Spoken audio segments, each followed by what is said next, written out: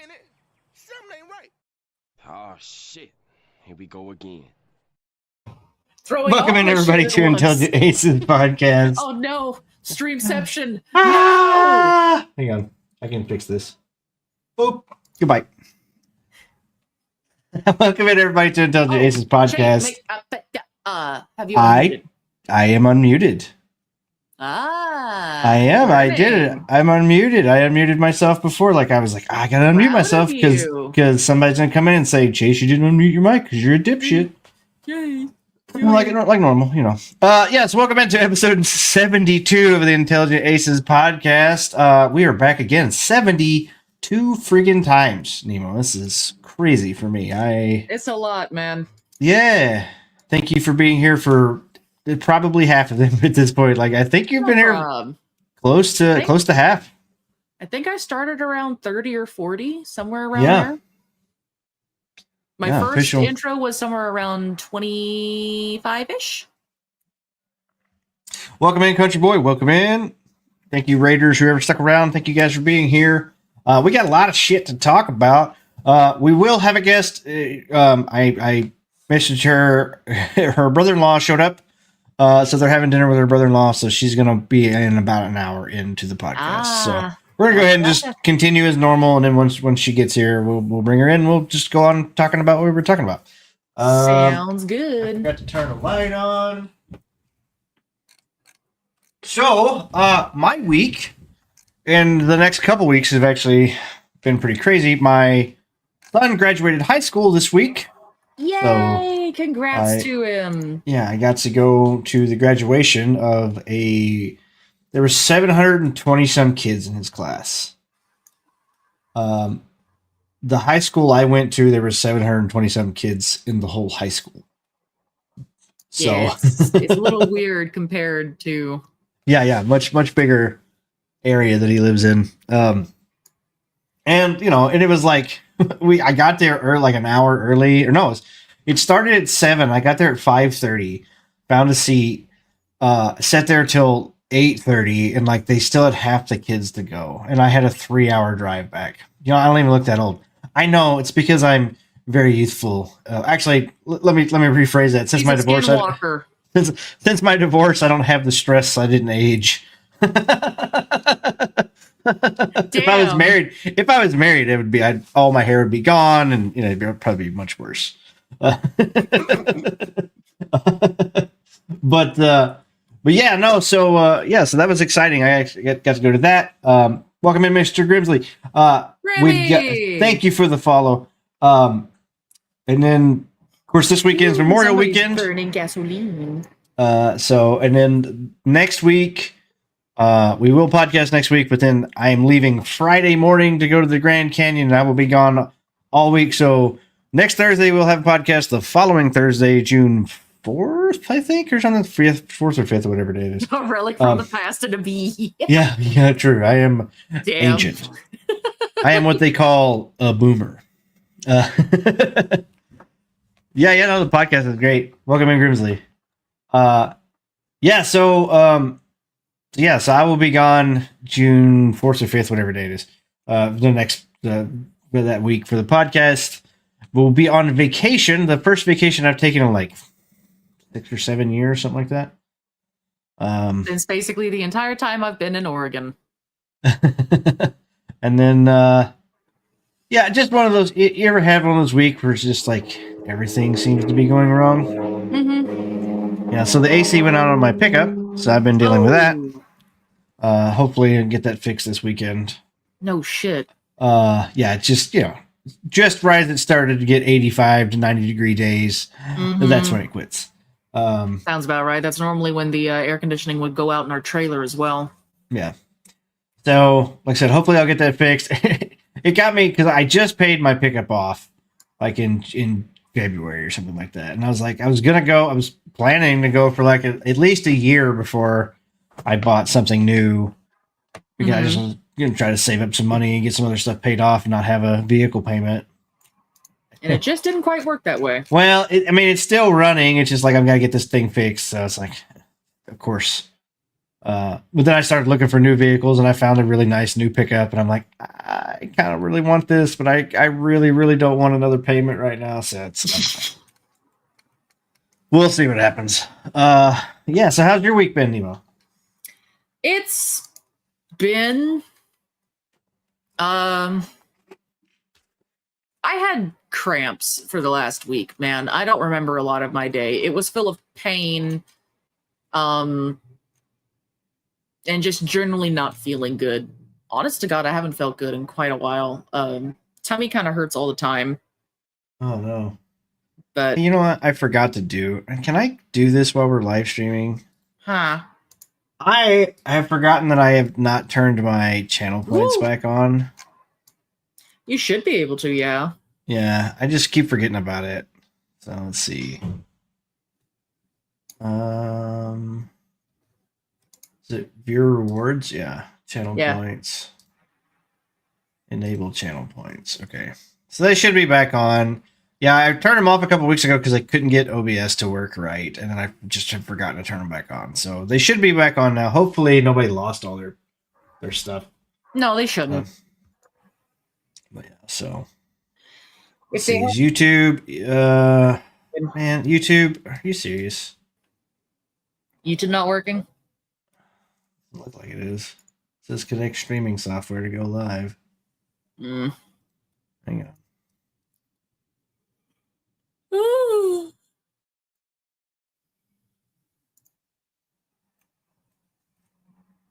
There it went. Okay. It says, okay, there it goes. It's going now. Cool. So, yeah, so I guess I did get the multi-stream thing working. I was thinking that I was streaming off of StreamYards, but it wasn't working there. But it is now seems to be live streaming through OBS, so that's good. So, I did mention something about there was thank you. So the channel points did work. Cool. This was brought up on a podcast that I was watching. The COO of OBS, which is it's supposed to be it's open source, but there's like backers. You know, Twitch backs them. There's like a bunch of like big companies that back the thing, so it's for free or whatever. But somebody had asked, "Hey, can you please like install a Rumble dropdown?" And the COO basically come back and said they will never do that because Rumble is full of racists or some crap like that, which is, to me, it's such a weird thing. It's like, so literally every platform is. YouTube is, Twitch, none of these people, they're not saints. They're not. So how can you judge one harshly and the other? And not judge all of them. Well, it's the same thing we keep asking about Nintendo. It allows OnlyFans. OBS allows you to stream to OnlyFans. Yes, it does. Which is, I mean, OnlyFans started out as like a Patreon competitor, and then it just got taken over by whores. Let's be honest. So it's kind of crazy. I really hope somebody takes it, and because these things, it's kind of like I keep hoping that someone will take over for Twitch because it's dying. Well, it's dying so hard. We will see. It would be really funny if Amazon decides to sell it and Rumble buys Twitch, because they would be smart to do that. Like, honestly, they would be smart. They would to buy, because Rumble is gaining ground on the live stream stuff. Like, they have.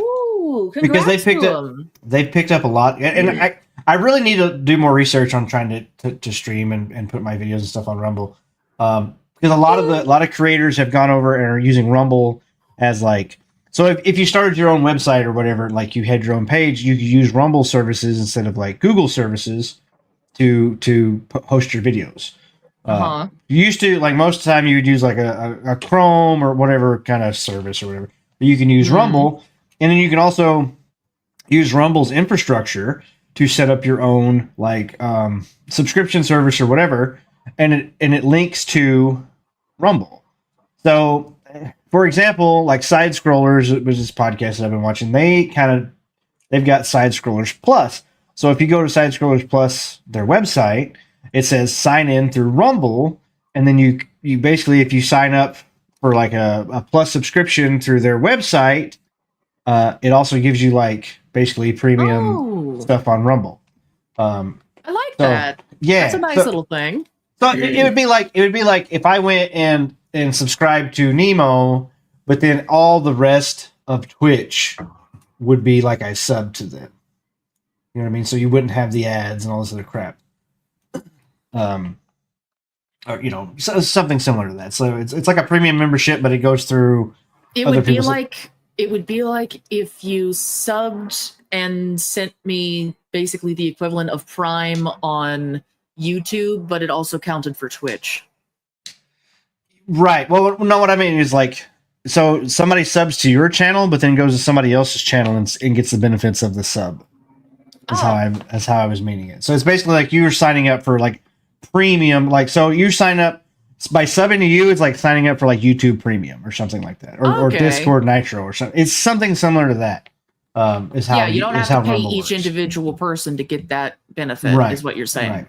And that's nice. Supposedly they take less of a cut than most people for like direct donations and stuff. That's Rumble Rants is what they're called. So I don't know. There's a lot of pros to it.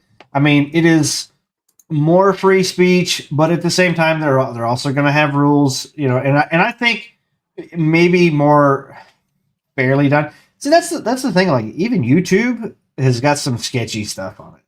You know what I mean? Like, it's got some like stuff that they get away with somehow. Anyway, I don't know. I'm looking into going over there. I've been wanting to for a while. I think you got to have like so many subscribers. So basically, you got to get like a handful of people to like subscribe to you to basically verify you, more or less, to start live streaming. So you have to have like 5 subscribers or whatever before you can even start live streaming, or something like that. I mean, if that's the case, if folks are interested in, because I do want to branch out from Twitch. Yeah. I used to get the occasional monthly payments that I could actively live on, with ad revenue and everything included. Not anymore. By the way, I do have to say, sorry, I didn't really get a break in between streaming now. So right, you did not. Yeah, go take a break. I totally forgot. Yeah.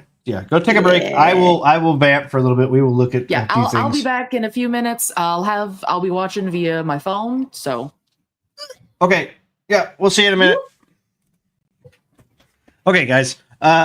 We will just move on. So we'll let Nemo see it again when she comes back. But so this was a clip from Side Scrollers podcast that I saw today where we were talking about. So in the news with Nintendo supposedly suing for every little thing that somebody else has done that they claim that they did first or whatever, they seemingly stole Sonic music, weirdly. And it's very funny to me just to see this. So I'll bring this up. Let me share the screen. Share audio. Okay. So here's the clip from Side Scrollers, and let me get the volume up. Okay. But it's extremely similar and begs the question of let me rewind this. Why would you do that? We'll let you guys be the judge here.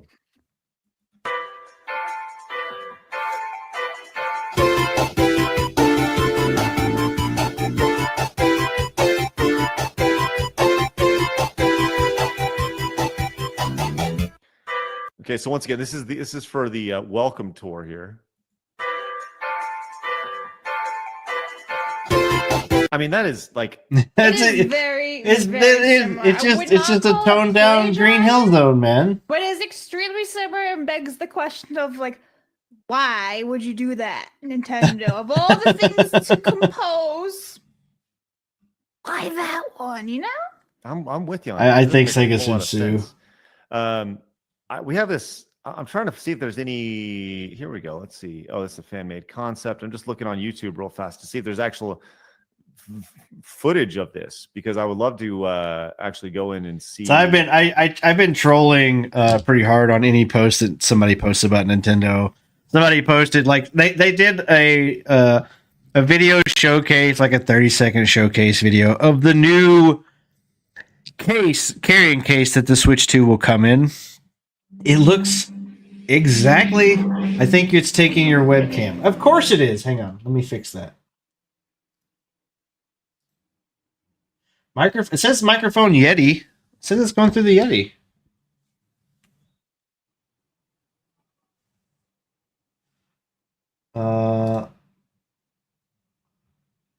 Was it OBS maybe? Hang on, let me check OBS. I can hear shit dying on one human. What?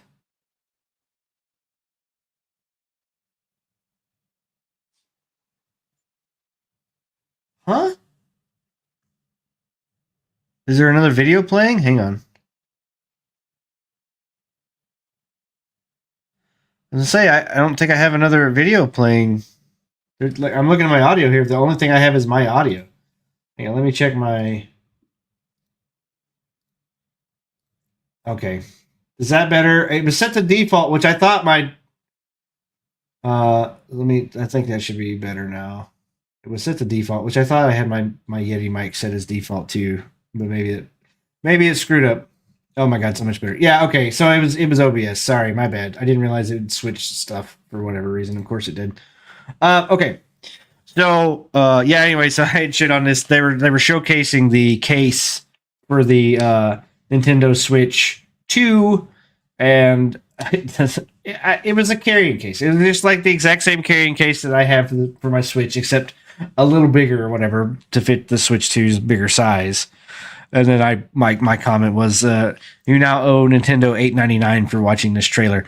So this just goes to show you that they're trying to charge for everything. And then once Nemo gets back, we'll talk about the gaming stuff. I'm actually really curious about some of the gaming price increases and how they're almost all developers and studios and stuff are on this united front of well, it's just the natural course. All games should be $80 now or $90, and you should feel honored to pay that much money for these games and shit like that. And I'm gonna be 100% with you. You don't have the same value. So I was thinking about this earlier this morning. I used to, every time I would buy a AAA game, single first party game, whatever it was, I would always buy the deluxe edition, which normally ended up to be about 70 or 80 bucks. And is the one costume or whatever little cosmetic bullshit you pay the extra $10, it's not worth $10. It's not. It never was. If the whole cost of the game is 70, one outfit or whatever other little bullshit bonus for the deluxe edition is not worth $10 if you actually think about it. But to me, I enjoyed the content that these companies were producing. I was going to enjoy the game and I wanted to support them. So I would spend the $80 on the deluxe version. I would also pre-order and stuff. Like, I really wanted to support them. My sentiment has changed in the last few years because they have broken my trust. They have been producing slop after crap that nobody cares about and pushing ideas that the majority of people don't want to hear instead of just making good games now. And I still really want to, and I was thinking about this video too. I need to figure out some kind of way to do a breakdown video of why games cost so much now. We're going to talk about this sooner. We're going to talk about this soon, but basically in an interview, Randy Pitchford says that Borderlands 4 is double the production cost of Borderlands 3. And Borderlands 3 came out 5-6 years ago, like 2019, I think, because I just built my PC. So 2020, I think, actually. So 5 years ago. So in 5 years' time, roughly. So if they worked on Borderlands 3 for 5 years, and then they started working on Borderlands 4 after Borderlands 3. So roughly that 4 or 5 year term. So in those 4 or 5 years, how did the price go from 150 million to over 300 million? Because these are just estimates on how much they actually spent. So where did that extra 150 million dollars go? And these are the questions that I've been really wanting to figure out, because even with inflation, I don't see where that extra money's going, because I just don't see that every single asset that they've ever put in any game is going to cost double in 5 years. I just don't see it.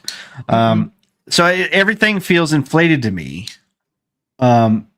Inflated in a way that's more money laundering, maybe like some kind of they're putting back in money from something else somewhere else. Yeah.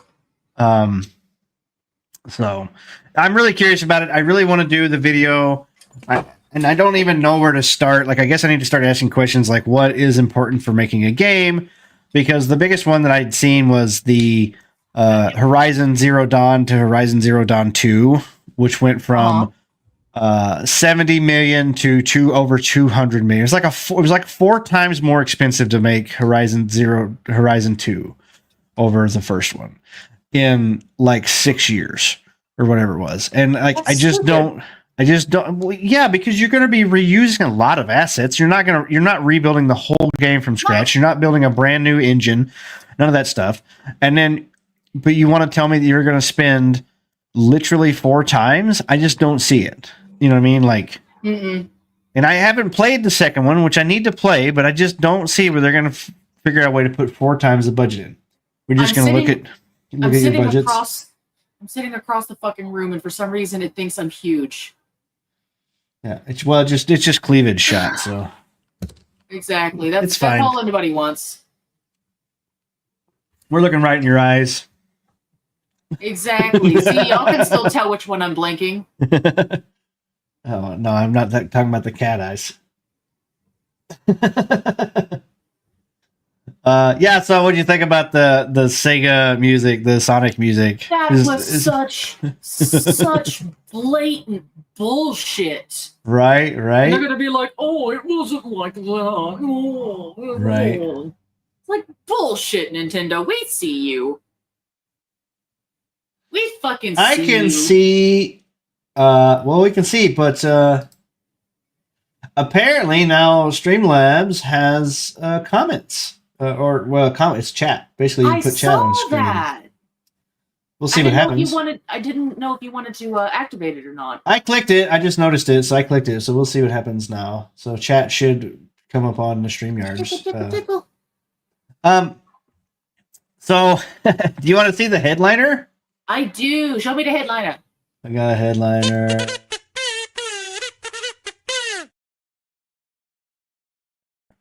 All right. What Oh, we that's got? the wrong button. There it is. You must turn off ad blocking. You must suck a dick. Oh my god, I really want to see this. The Sacramento Bee. We may not read this one, but here's the headliner. 38-year-old son's video game volume leads to mom shooting him, Arizona official says. What the fuck? Does that not qualify as a headliner? I just can't take this shit anymore, Billy. All right, I'm gonna allow ads. No, I'm not gonna turn off. No, fuck off. Hang on. Let me set my chair up because I don't want to sit on my exercise ball for this. I'm gonna look up. I'm gonna see if I can find this article somewhere else. Getting the office chair out. It's about as comfy as a fucking dentist chair.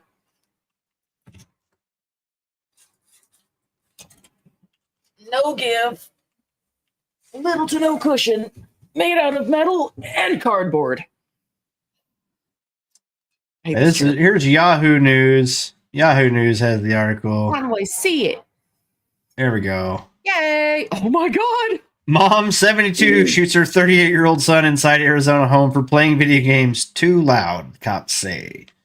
Arizona mother has been arrested for shooting her 38-year-old son for playing video games too loudly in their home. Cops say Hazel Benson, 72, faces charges of aggravated assault, disorderly conduct, discharge of a firearm within city limits after allegedly shooting her son Saturday night in Mesa, Arizona home. Benson, who called Benson, who 911, told cops Yeah, go that she ahead. shot her son and threw the gun into a canal, according to the report. She said she didn't know if she had hit him when she fired the gun and that he was at the back door of her home, according to court. So he was playing games outside? Bitch, he was already trying to be quiet for you. Well, or he was like stepped outside to smoke or something. Who knows? Running away, she whipped out a gun. He went, "Oh, hell no." Officers found her son outside their home with a gunshot wound to his stomach. Oh, that's no following good. dispute. Her son went on a walk to calm down. Oh, he left, so they got into a fight. About an hour before the shooting, Benson had called the police to come home because she was upset their son was playing video games too loudly. According to court documents, following the dispute, her son went on a walk to calm down. Officers told Benson during her first call that her son had legal standing since he lived in the home too. It's true. When her son returned home, however, Benson blocked him from entering. She told officers he then lunged toward her with his hands and fist at his waistline, according to court documents. So he just had balled up fist. Okay. Benson said she then raised the gun and fired, but was unaware if her son had been hit. Soon after, her son was pounding on the back door. She called 911. Other details include her son's name were not released. He was taken to the hospital in stable condition, police said. What a bastard. If that's not a hint you need to move out, nothing is.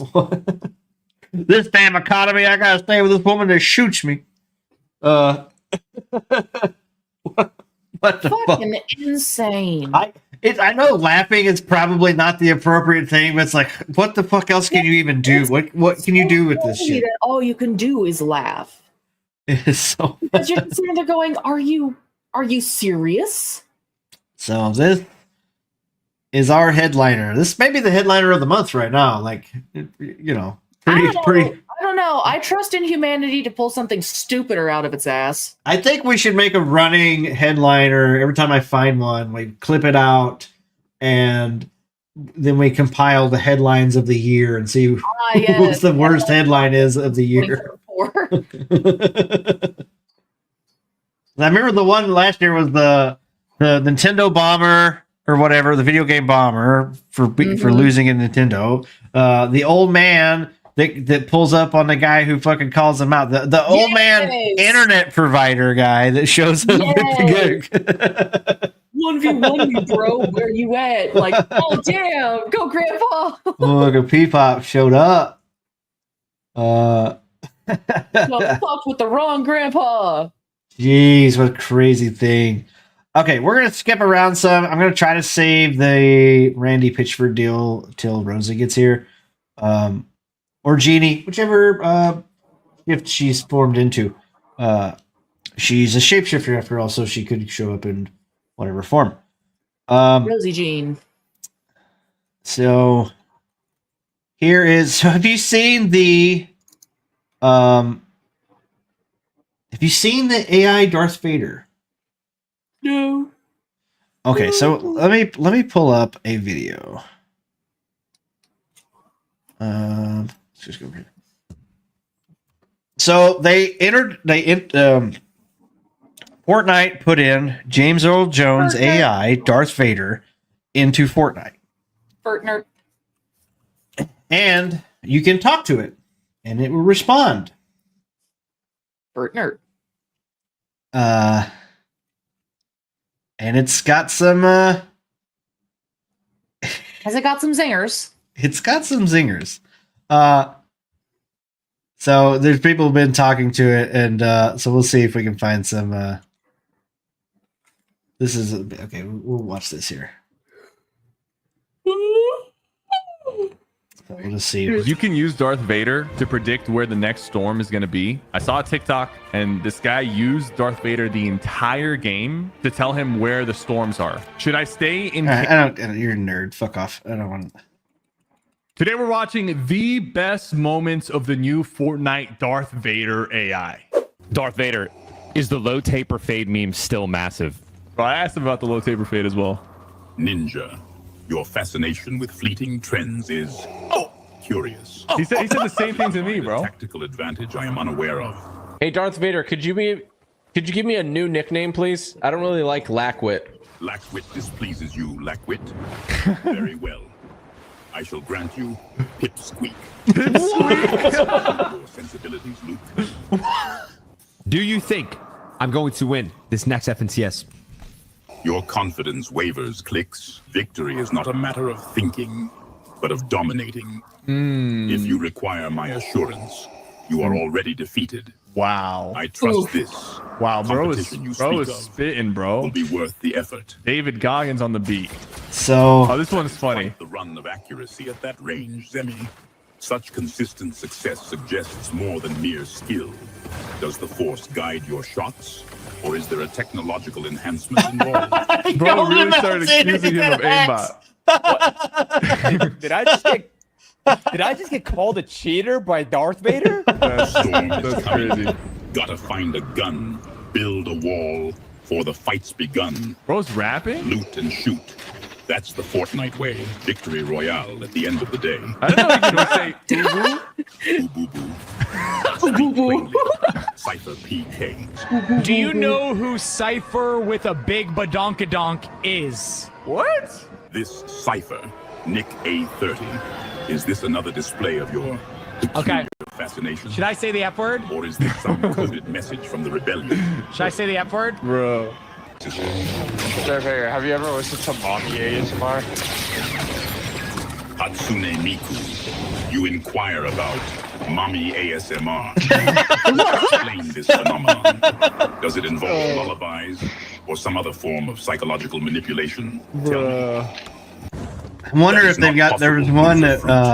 Though your performance thus far suggests you are adopted, tell me, who is your father? Can you hide in the bush? There's a Who is plane your out there father? looking for us.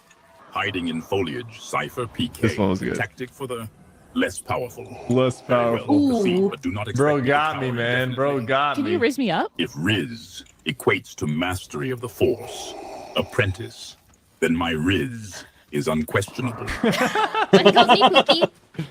Pookie, can you take out the last player? So it is to Pookie you entrust the final act. Victory is ours. The Empire reigns supreme. man. So I guess he's just like an AI thing that can just hang with you or whatever. I Well guess. done, Pookie, and well done all. It's pretty cool. I'm not gonna lie. Estilo, Bailarina Cappuccina, e por fin, Tralaleiro, Is he speaking? Tralala. What's he speak? Is it Italian? Is it Tenho tum Brazilian? I don't know. tum tum sahur. Oh, Are these Let's see what he says about all thanks to Fat Guy? Yeah, I like that. What's your Taco Bell order? that was weak. How do you get this Taco in Bell, game? You have to defeat Rick Darth Vader. Sanchez. You believe I concern myself with such fast food chains? Very well. If I must indulge in your There was one where somebody was playing as Vegeta and he basically makes fun of his high hairline and shit or whatever. replenishment, their structural integrity. Bro, this is so good. This Your is so outfit, good. Chica, Yeah. it is functional, I suppose. Ah! Does it offer any tactical advantage? Yeah, you can that of all damage with it. I'm very good at that. You speak of fatal missteps, Chica. Is this a confession of your own clumsy tendencies? Oh. Or a warning against the perils of gravity? Oh. So there's a lot of like it's been it's gotten pretty racist and like there's been a bunch of other things that it has said, which is very funny. But the thing I brought it up because it is in the news. Let's see, is this it? Yeah. So the Empire strikes back with F-bombs. AI Darth Vader goes rogue with profanity and slurs. God damn. For a short period of time on Friday, Darth Vader could drop F-bombs in the video game Fortnite as part of the voice AI implementation gone wrong. Reports GameSpot. Epic Games rapidly deployed a hotfix after players encountered the Sith Lord responding to their comments with profanity and strong language. It's learning. In Fortnite, the AI voice Vader appears as both a boss in Battle Royale mode and interactive character. So basically, you beat him in the game in the Battle Royale part, and then he becomes like a Force ghost that just hangs out with you, I guess, from what I was understanding there. Yeah. She's repeating her words, freaking and fucking, before adding, "Such vulgarity does not become you, Padme." In exchange, are spread virally across. Okay, let's see if I can. that will sustain me in battle. What freaking fucking food is that, Darth Vader? Tell me. Double down. Freaking, fucking. What? Such vulgarity does not become you. Not Padme. allowed. You inquire about Oh sustenance. my god, no, and oh yet my speak god. like a common thug. As for what sustains Fuck. me, Oh my god, you no, would not God. comprehend its composition. Oh my It is I made him swear. Yeah, ruin it, loser fruit. So Oh yeah, who'd have thought a learning AI constantly being cussed at by various people would learn to cuss? right. Oh my god, mind blown. It's had a lot. It's had a lot of things. So I remember reading something like James Earl Jones had talked about selling his voice likeness to AI before he passed away, saying that he didn't really care if his AI voice was used after his death. It's like I don't remember this. I'm paraphrasing, but I remember something similar to this coming out before he passed away. He did pass away, right? Yeah, he passed away. But anyway, so this goes back to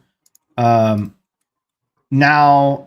This is from ARS Technica. Labor dispute erupts over AI voice to Darth Vader in Fortnite. So SAG-AFTRA filed an unfair labor practice charge with the National Labor Relations Board against Epic subsidiary Llama Productions for implementing an AI-generated Darth Vader voice in Fortnite on Friday without the first notifying or bargaining with the union.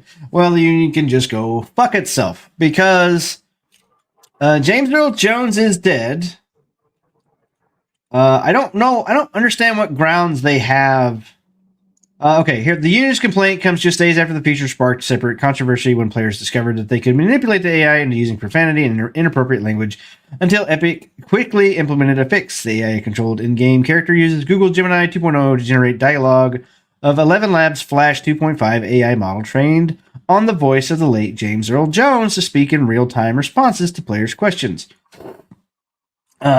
For voice actors who previously portrayed Darth Vader in video games, the Fortnite feature starkly illustrates how AI voice synthesis could reshape their profession. Oh no, we could lose our jobs!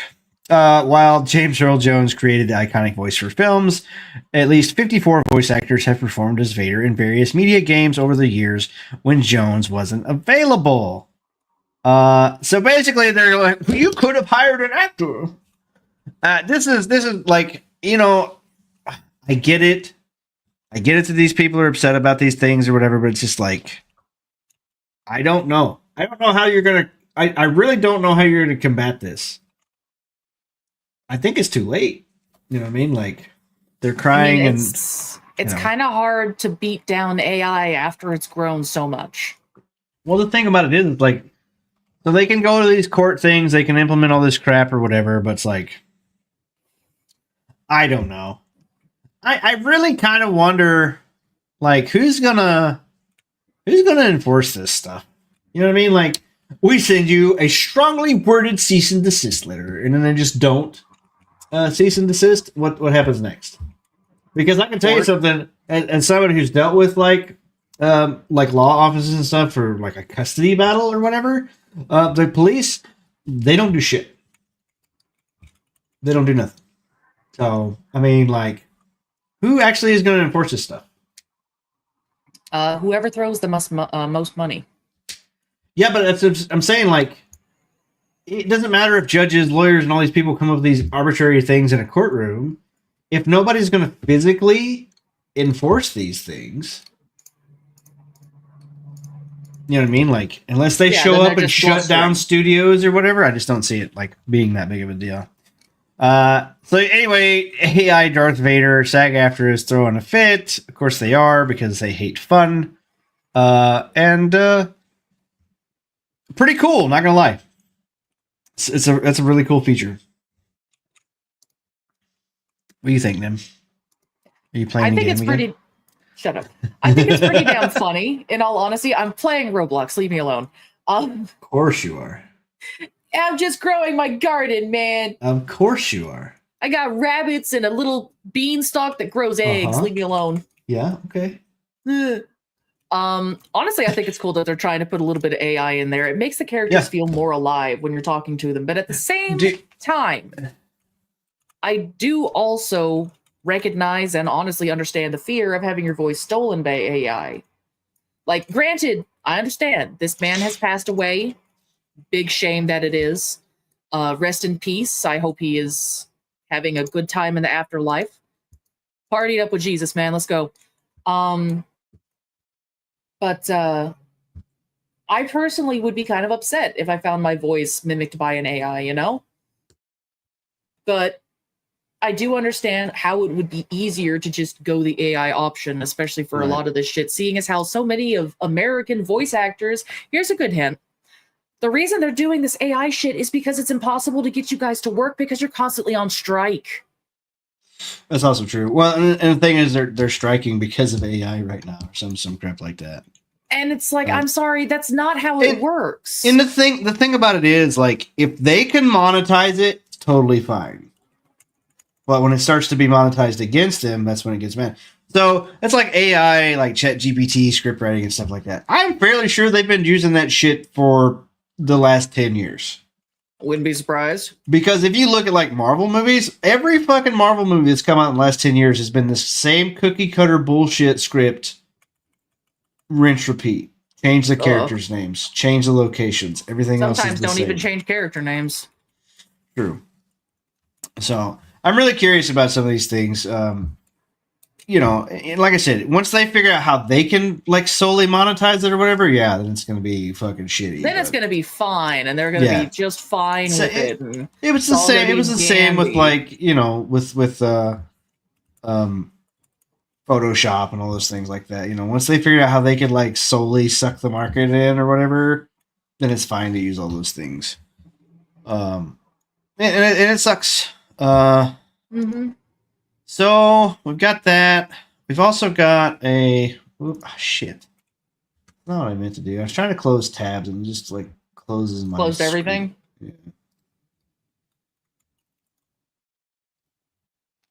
Yeah.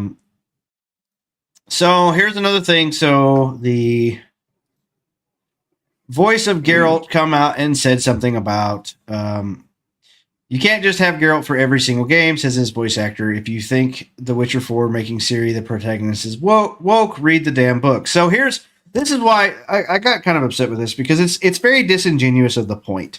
And the point isn't that Ciri is the protagonist. If anybody, like, I haven't read the books, and really I've only ever played Witcher 3. But just playing Witcher 3 alone, I could already see that Ciri was probably going to be the protagonist in the next game. If not the main protagonist, at least a bigger, like maybe even like a maybe even kind of like a Switch, how they did it in Metal Gear Solid 2, where you start as Snake, you play through the first like 20, 30 minutes, and then you switch over and play as Raiden. I kind of thought maybe it would go in that direction. You know what I mean? Like, yeah. And then kind of a bait and switch kind of deal. But I totally saw that coming. The biggest problem I have is I don't trust these companies anymore to make a story that's not going to be garbage and try to throw shit in my face. Now, they can prove me wrong. They can totally make a great game. We would be happy if you proved us wrong, company. Yes, I am just not going to hold my breath on it. And until I see the reviews for this, like, I'm not going to be hyped about this game until I see it out.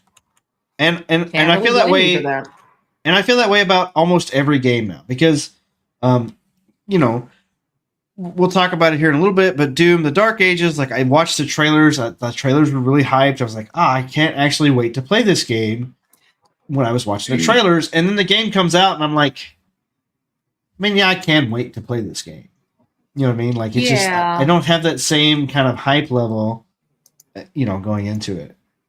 So, but that's then, and it's very aggravating for them to say crap like this, to dumb things down, and to basically obfuscate the actual point. It's not that Ciri's ugly or whatever. Like, I've seen, I think the thing that they always screenshotted where she looked ugly, it was like a weird fisheye filter for like when she sensed magic was nearby. Oh. That's what I saw, which did make her face look, and that was most of the screenshots were taken of her face looking kind of weirdly distorted, like out of round or whatever. But it was, I think it was some kind of filter in the special effects. And like I said, there was rumors about she was going to be a lesbian and trying to sex up all these women and just this weird, crappy female power fantasy shit that they keep trying to shove down people's throats. When the problem with it is, they've already done those games before and people really enjoyed them. But they don't anymore because they're sick of this bullshit that they're trying to preach. Mm-hmm. But yeah, so this obfuscates the story was always going in this direction. Yeah, clearly. Like I said, I could totally see that Ciri was probably going to be the pro tag, and I really had no problem with it. Yeah, did you ever play? Did you play No, I Witcher haven't ever 3? played any of the Witchers. Okay, so in Witcher 3, you actually do play as Ciri, and there's like a small I like have heard something about that. couple There's hours- like it's a like- mission or so. yeah, it's like an hour maybe worth of mission that's in there that you play as Ciri. Really cool. Her gameplay is completely different than Geralt's, which is really nice. Which is also kind of weird because of the trailer. She doesn't seem to have those like powers.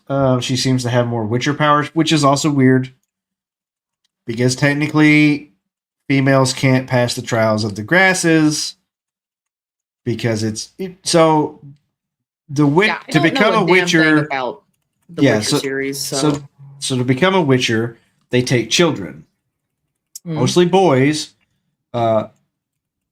and even then the success rate is like 30% or whatever. Super yeah, low. it's not a lot. Yeah, and females was like less than 10. So they just stopped trying with females because most of them would just die. Well, I don't even know. Maybe it was more than less than 10. I don't know. Maybe it was like some, 5% or some shit. Well, it may have been 100% of females would die or something. I don't know what their actual thing was. Yeah. But they had to do children like under the age of 10 or something like that because anybody older than the age of 10, like, basically in the trials of the grasses, they pump them full of basically other monster DNA to mutate them. Oh, lovely. Yeah. So that's how they become witchers. And in the process of so there's like a magical concoction that goes with it, as well as DNA and mutagens from other slain beasts, which you actually use mutagens in the game as a mechanic to like get different buffs or whatever. You install these mutagens which look like DNA strands or whatever. So basically, they mutate these children, and that's what's called the Trial of Grasses. So it's like poisons and magic and mutations, and if you survive, you will come out stronger with like increased, more animalistic sight and smell. You will be able to use some magic. You gain some of the abilities of which you suffered. Right, but you also like lose emotion. Witchers famously don't have emotions. You don't age as rapidly. You age very slowly. Geralt in Witcher 3 was, I think, was supposed to be like 150 something years old or whatever in Witcher 3. God damn. So, yeah. So there's like you basically it's like a super soldier serum more or less. Yeah. So yeah, that was what. Anyway, this going back to this whole article with how they're trying to obfuscate by saying, "Oh, you don't want to play it because it's woke." No, it's not that Ciri is going to be woke. It's the writers that's the problem. It's the story. It's the crap that they're trying to push offline. It's this weird attitude. If you don't like our game, don't play our game or whatever. It's like that's not how you sell anything. I'm sorry. Yeah. You know what I mean? You don't like our car, don't buy our car. Okay. You don't like our soda, don't buy our soda. Okay. I mean, it's not. I mean, I can just go buy something else. So that's kind of my thoughts on that. It's just like it's like a weird diffusal of trying to like claim hate for whatever. All right. Anything else you wanted to talk about? Mostly the stuff I've been following this week has been Nintendo garbage. Yeah. I mean, the specs still just rankle me. Also been following what they've been doing to Pocket Pair. they've been coming out saying they're going to have to be doing more redesigns for the game because of Nintendo. Just still wondering. I mean, there's other games that have blatantly ripped off Pokemon. Power World feels more like Ark than Pokemon. Yeah. It's different. But they're going so fucking hard on that one. What about like Temtem, Nexamon? So I was in dozens. I was in another chat the other day talking about this, how Power World was doing this or whatever, and somebody in the chat was saying that it was mostly the fans were like trying to relate, and because Nintendo didn't even know about Power World, and the fans were the ones relaying all the information to it. Maybe in your chat, I don't remember whose chat I was in. But yeah, so the fans were the ones like tagging Nintendo, saying, "Oh, look here, they copied you, and basically that's maybe what got the snowball rolling down the hill on Pocket Pair. I don't know. I'm curious. Yeah, so I don't know. I'm really sad for people who are Pokemon fans and stuff like that. I just don't understand why you would keep supporting these people. Like it's literally every time somebody talks, I'll buy the Switch when the new Pokemon comes out. It's like, so you're gonna buy the Switch to play Furry Ball Catchers copy and paste? Because it's literally what it is. Like. They literally, I mean, they sell two versions of the same fucking game that has one different monster in it or whatever. You know what I mean? Like, I mean, I've enjoyed Pokemon for the longest time is the problem. But the last time I really enjoyed a Pokemon game was Sword and Shield. And a lot of people hated that one. But I loved it. It felt like a breath of fresh air. And then after that was the fucking Paldea region. I hate that region. Fuck that region. I played Sword and Shield. It's the only one. It's the only Pokemon that I've ever actually played.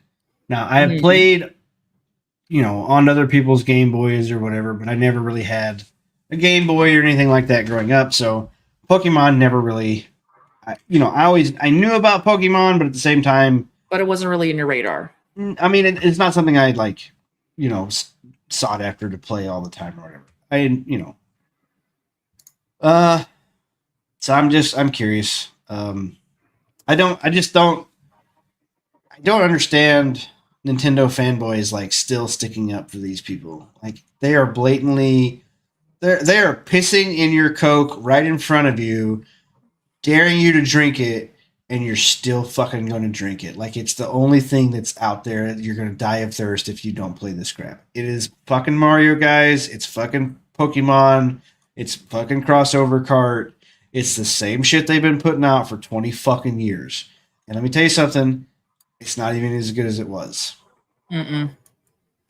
That I can definitely agree with, as sad as I am to admit and realize it.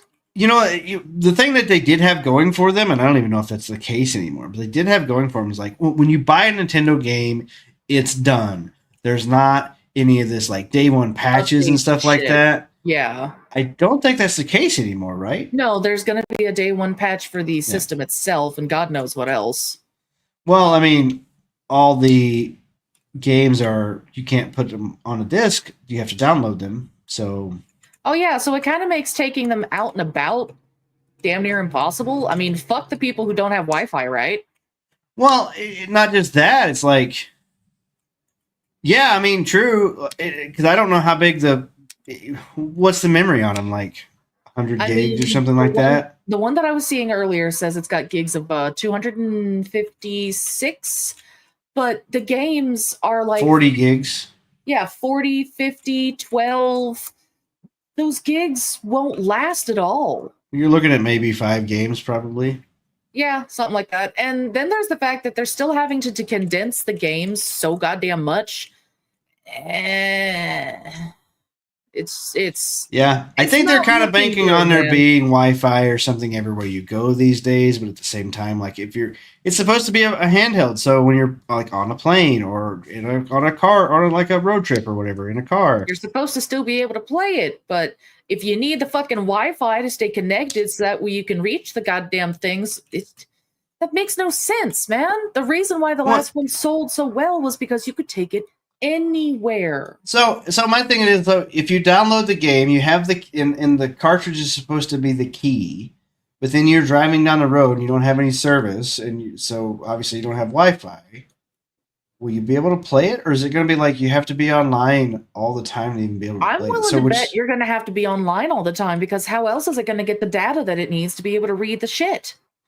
I'm curious. Like I said, it feels, and this is weird to me because it feels super anti-consumer, and it also feels like every single like studio and developer and big corporations, Sony, Microsoft, Nintendo, and then everybody trickling down, they are on a united front right now to fuck over gamers.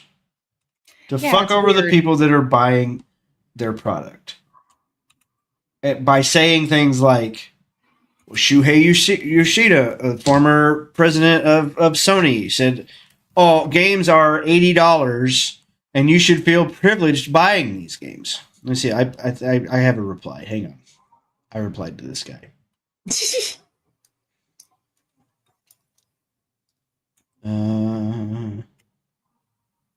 Profile. Where's my damn... There it is. It feels like everything feels off. Okay. Let's see here.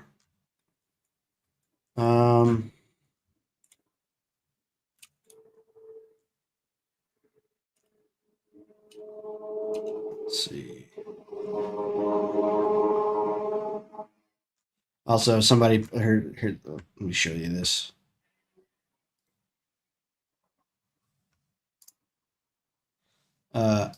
So I put this. Oh, where's my? I don't see my comment, dude. Okay. Sophie Turner has been training for her upcoming role as Lara Croft in Amazon's Tomb Raider show. And then mine was, I'm calling shenanigans. We need cultural appropriation. Laura should only be played by busty women. These flat Laura actresses are taking acting jobs away from busty women. I won't stand for it. Support your big tittied actress. I thought that was funny. Okay, let's see. Nintendo, what Nemo was told me is BS, and they're going. Yeah, I think so too. Let's see if I can find this. It must have been you a don't own your while back. games. You don't own your consoles. You don't fucking own anything anymore. Then why am I paying for it if I don't own it? Honest to God, that is the biggest question I have. Why am I paying for it if I don't own it? Right. Okay, so here it is. Show Yoshida says $70, $80 games are a steal in terms of actual price, $70 or $80 for really great games.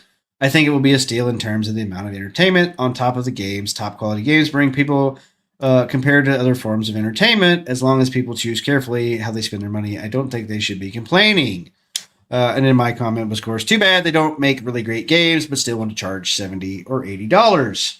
That is the problem. They want to charge $70 or $80 for garbage.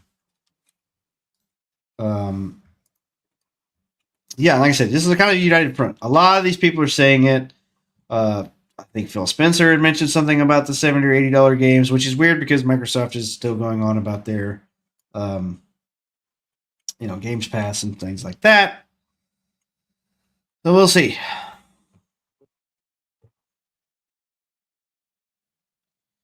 We will see.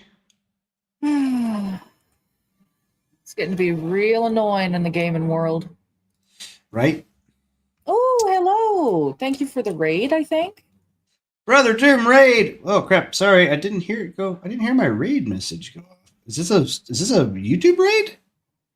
Looks like it, yes. Oh, cool. I don't think I've ever had a YouTube raid before. Whoa, that was. Hang on. I don't even know where my I got tabs on tabs, guys. Sorry, I gotta try to find all this stuff. YouTube.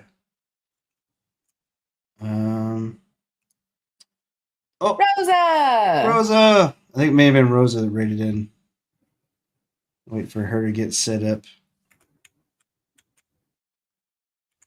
Brother Doom! Hello, 0 Hour. Welcome in, guys. Welcome in. I don't even see I don't have a raid message or anything on YouTube. Like, it just doesn't show. I don't know. I've seen Nintendo losing a lot of its customer base. Yeah, that's true. I definitely see. I don't know, man. I see a lot of these people losing a lot of this customer bases, and it's very. It's sad. They're TV. actively losing people, and they're not even acknowledging it. They think it's fine, and I'm like, but guys, you don't make money if you have no customers. Yeah, and they just What doesn't think make sense there. I can't start my cam or unmute for some reason. I don't know. Huh. She left. Wait till she comes back. She'll be back. But yes, hello, Raiders. Welcome in.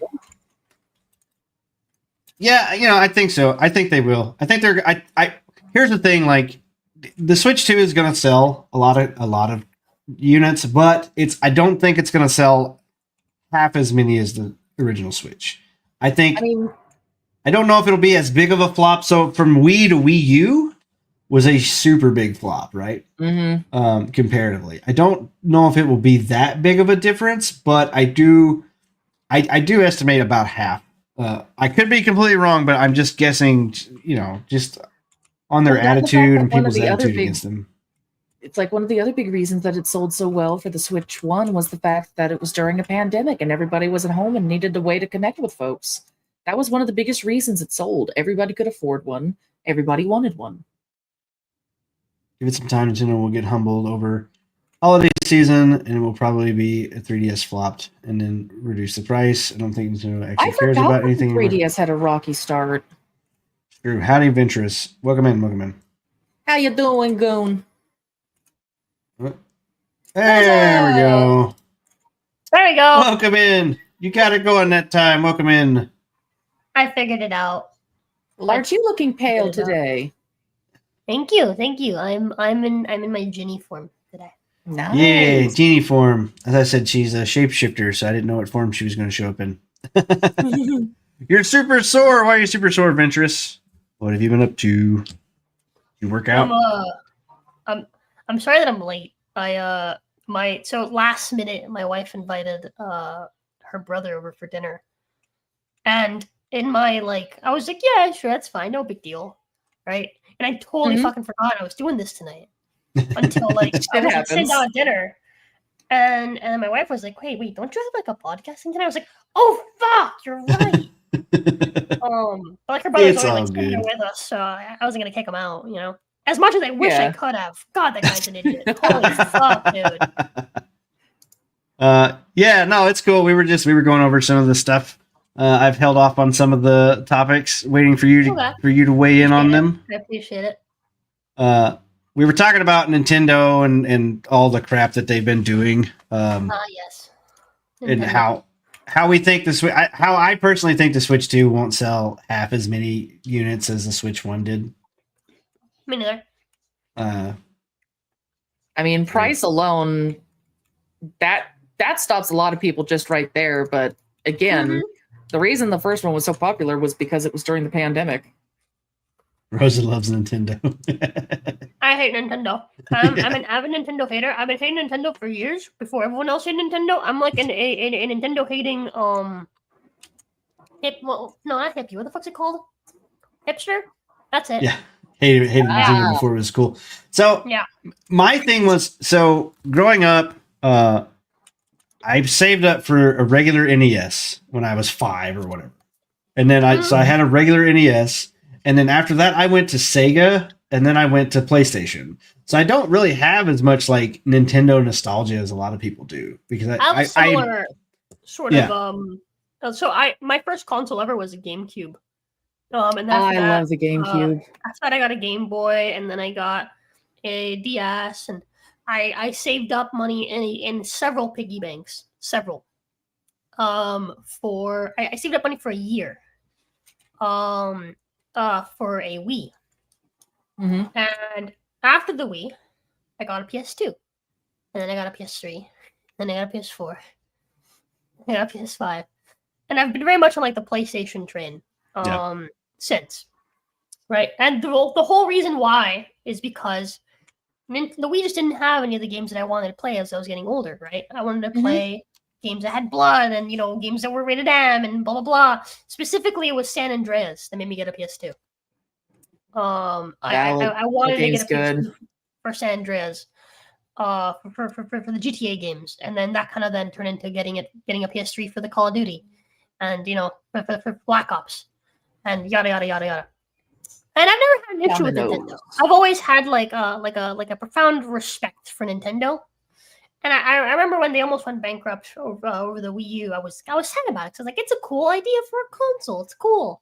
And ultimately, the Wii U, like, you could really see the inspiration from the Wii U in the Switch, right? Where I feel like the Wii U almost set up the foundation for what the Switch ended up being, right? Mhm. It was a hybrid console. It was a handheld, you know, handheld console that was also a home console, right? Yeah. And it wasn't until I started working at GameStop that I became so profoundly aware of how completely dog shit Nintendo is as a company. Oof. Nothing against the Nintendo rep, by the way. Nintendo rep that we had was really cool. But it was just constant fucking bullshit. And it's like you that was when I first realized how incredibly like anti-consumer Nintendo is with their business practices. Where they very much like the Switch is designed, right? It is designed to be an entryway, a gateway towards you and spending more money than you would spend otherwise, right? Parent comes into the store and they want to buy a console for their kid, but they don't want to spend $400 on the new PlayStation or a PS4 at the time, really, right? They don't want to spend that. Oh, the Switch is only $300. Oh, and it has all these games that are for kids anyway. Oh, okay, yeah, we'll just buy that. It's like, all right, man. Well, so it's the gateway console. Do you want any accessories for your Switch? No, I just want the Switch. It's like, okay, well, so just if it breaks, that's not on warranty, right? So kind of almost mandatory sort of, accessories is you got to get a screen protector and you got to get like a cover. Can I have my apple? Mhm. Especially, sorry, I stole my wife's apple. I've been eating her apple this whole time. It's our apple now. I love marriage. But yeah, so you have to get the screen protector, you have to get the carrying case, you have to get the this, you have to get the that. And it's like, okay, well, whatever, that's fine. It's not a big deal. It's like $20 here, $20 there. It's like, okay, well, you're going to want games for your console, aren't you? Oh, yeah, of course. Yeah, I want games. So, by the time that you've gone through, you've gotten maybe a handful of games, you're spending more than you would have spent on a PlayStation. Yeah.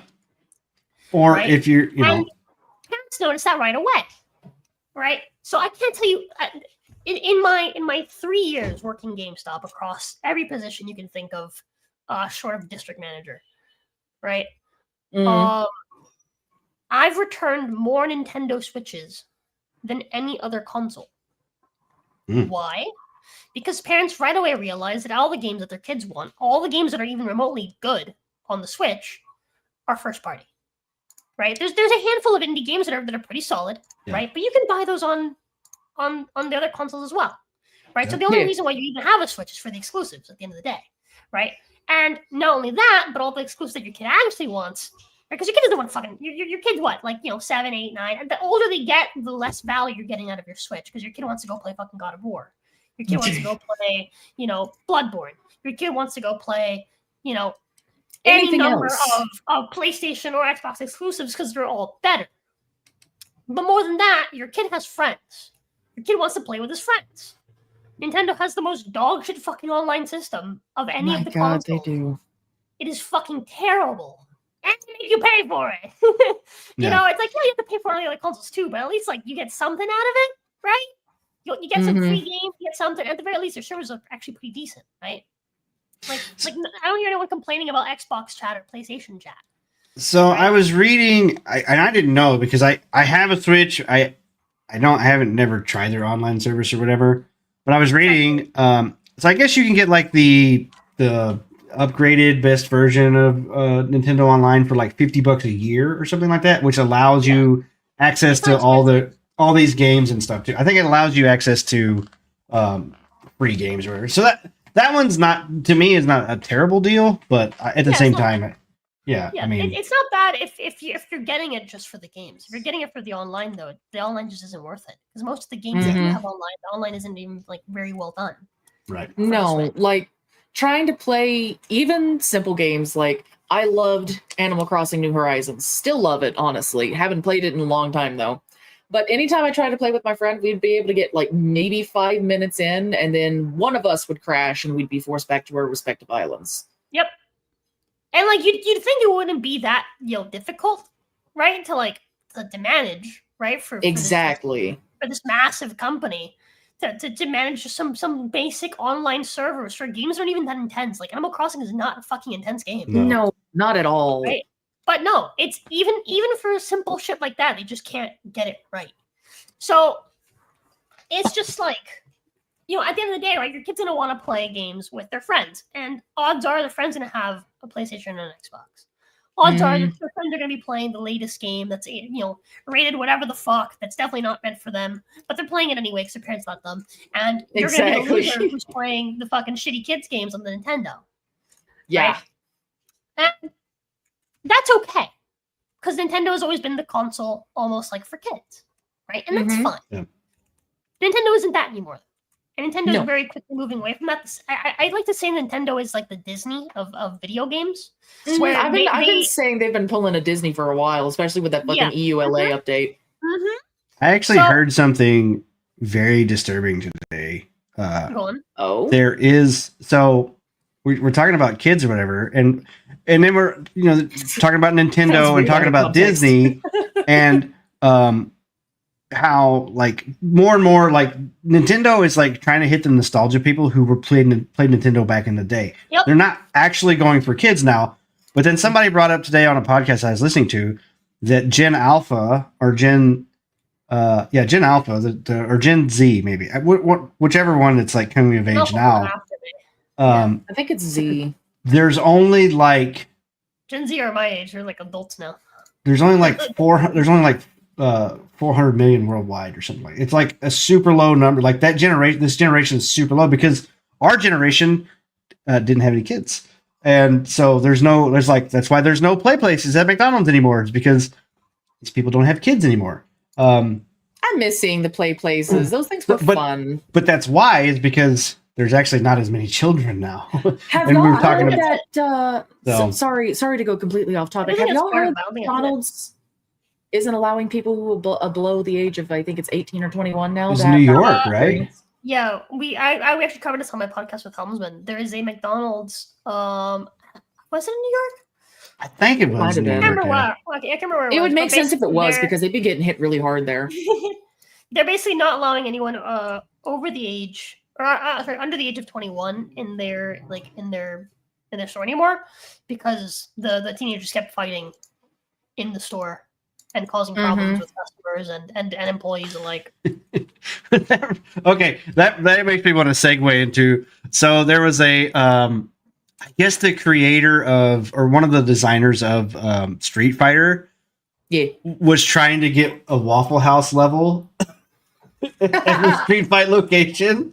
Or whatever they thought, like it would make sense if they did that, but like Waffle House wouldn't respond to them. And now talking about the fights at McDonald's, like why not get McDonald's now? Was it Street Fighter or was it Tekken? I know Tekken. It was Tekken, yeah. The fucking Tekken CEO is super base. Yeah. I would have fucking loved a Waffle House level. That would be my home base. Yeah, he's Fight really me a funny. Waffle House, Yeah. bro. 1v1 me. That was funny. I found this Denny's parking lot. Fandom.com here. I was curious to see what these consoles costed. So regular NES with 2 controllers in 1985 when it first launched, $199.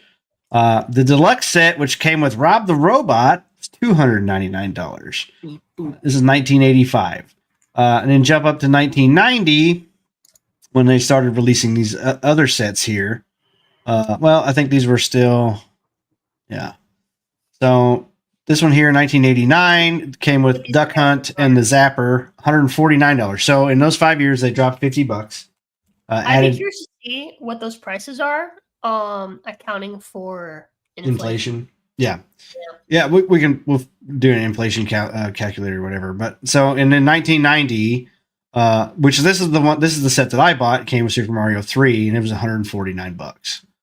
And like I said, I saved up pennies and stuff in a piggy bank or whatever, and I bought this basically with my own money. I think the Wii was, what was it, like 270, something like that? I think it was around there. I remember most of this somewhere in there. I think it was 250, ranging up to 300. Was it 280? Wii price. 280 sounds about right. Yeah, you're right. It was 250. It was 250, accounting for taxes where I live. Around about 270. And that number stuck in my head because I only spent a year building up to that number. A full year of my life was spent on that. But yeah, dude. Here's the thing, right? Even accounting for inflation, you're not gonna see those prices be as high as like what they're charging for the Switch 2 right now. And what we were saying is true about Nintendo kind of moving away from the child audience. It's something that Disney's doing. It's because they here's the thing, right? I mentioned this before on the other podcast, but you're never gonna see Disney botch their characters at Disney World. You're never gonna see them race swap them or none of that shit, because kids give a shit, and you do not want to make kids cry. No. Right? You do not want to have like customer issues.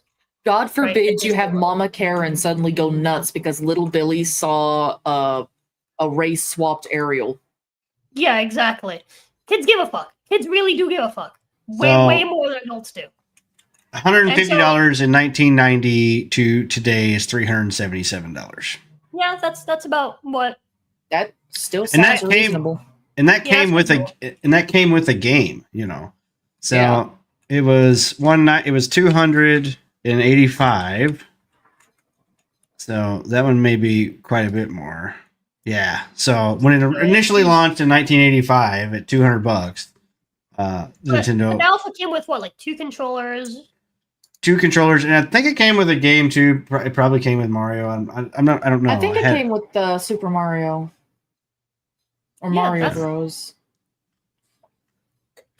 That's also the first one, right? And it's a luxury product at the end of the day, right? Yeah. Like, no matter what, we're talking about a luxury product. Yeah. Right? But we're talking about a time when like that is like it's the first one, right? What do you price there? And it's also like you didn't have all of these other expenses. Like that was it. So you bought that entertainment console. That's it. You don't have to pay for internet each month. You don't have to pay for all these other things that add on to all your other stuff that you would add on today, what we consider luxury, with the subscription services and all these things like that. Mm-hmm. So yeah, I mean, you spent that money and that was it. That was your entertainment, or you go the hell outside, Oh my God! Speaking of, I saw this video the other day. Dad punishing his son. He's got his kid outside the front yard. And he's like, "Dad, can I come in now?" And he's like, "No, you're gonna go outside and play like a real kid." He's like, "But it's boring out here." He's like, "Then use your imagination. What do I do with that?" He's like, "I don't know. What do your friends do? They're playing games." Yeah, dude, Like, it's so crazy. bad. Back in the day, you would punish a kid by forcing them to stay inside. Now it's the opposite. I know. Now you punish them by forcing them to go outside, go touch grass, you little bastard. Well, I mean, it wasn't even really punishment to stay inside. It was just like our parents would literally kick us out. Don't come back in this. Do not come back in this house. Well, for some people, And then you had to stay outside. You couldn't. Yeah, I mean, you couldn't go back in the house. I was pretty fortunate. I grew up like in the middle of. No, I mean, I say fortunate. Like, I grew up in the middle of fucking nowhere. I was 10 miles off the highway down a gravel road. I was surrounded by national forest. I lived on 100-acre, like, whatever. Like, so just woods and stuff. So I would just walk off into the fucking woods, Not gonna lie, that sounds really fucking fun. No, right now, I would anything to have that property again. But, like, yeah, back then, all my friends were... 10 minutes away by car, but like I was fucking 10, so I couldn't do that. Growing up, for me, it was different because I grew up in Miami. So like me being into video games, my mom saw it as like a bonus. She was like, "Oh yeah, it's awesome! Like anything to keep you off the street, right? Where there's like drugs, crime, etc. Blah blah blah blah." And it's true. Like it's fair, right? Like I grew up in an area where like shit like that happens. I grew up in an area where you can't just walk out at night in the middle of the night and go out for a walk. You can't do that. Yeah. I don't know if we ever locked our door. like where we grew up, like where I live now, I forget to lock the door sometimes. I've like changed as a person. I keep telling like my wife, like I've like she's always astounded because I'll like forget to lock the car or I'll like forget to lock things. Whereas I didn't understand. We put bars on our door because like that's just what I'm used to barring my door. I'm used to like being extra careful. I'm used to like making sure all the locks. I still can't sleep at night if a door is unlocked or isn't barred or whatever. I'll wake up in the middle of the night and be like something's off, and I'll go check it because that's just instincts. That's 20 That's how years you of survive so instinct. far. Yeah, exactly. But like, yeah, I don't gotta do any of that here. Like, no one's gonna come into my fucking house. It's always nice to be able to find a place you can truly relax. Yeah. Sorry, I had to share my screen back. I think I'm going to find that somewhere that isn't fucking Oregon. Yeah. I moved to Alabama recently, so I'm gonna be here for a few years before I move back to Florida. I still want to move near the ocean, but I just don't want to be here. May I recommend Florida? It's nice. Hurricanes. Hurricanes. Ooh, Oregon. Hurricanes are not as bad as people say they are. I've lived through many. I've lived through several Cat 5s. Just make sure that your house has tile flooring and is made out of concrete. You'll be okay. I mean, I did used to live in tornado country. I lived in like flat ass Arkansas for a long time. I remember having to sit in. Oh yeah, no, I remember having to sit in the fucking bathtub all the fucking. Dude, you see, I was watching. I guess a tornado hit St. Louis and was wrecked a bunch of shit. It's the mayonnaise guy. Yeah, it's me. What's up? What was that noise? The hell? But yeah, like tornadoes will just tear shit at the fucking ground, and there's nothing you can do. They'll just show up at fucking They're nowhere. fascinating to watch, though. With hurricanes, you have like several weeks of warning, and unless it's a Cat 5 and it's like some like straight up like act of God, it doesn't have the fucking strength to uproot your fucking house from the foundation of your house. God pointed to this specific part of the world and went, "Fuck you." Like there are times, right, where you end up with one of those like, because there's a thing, right? When we measure up to Cat 5, right?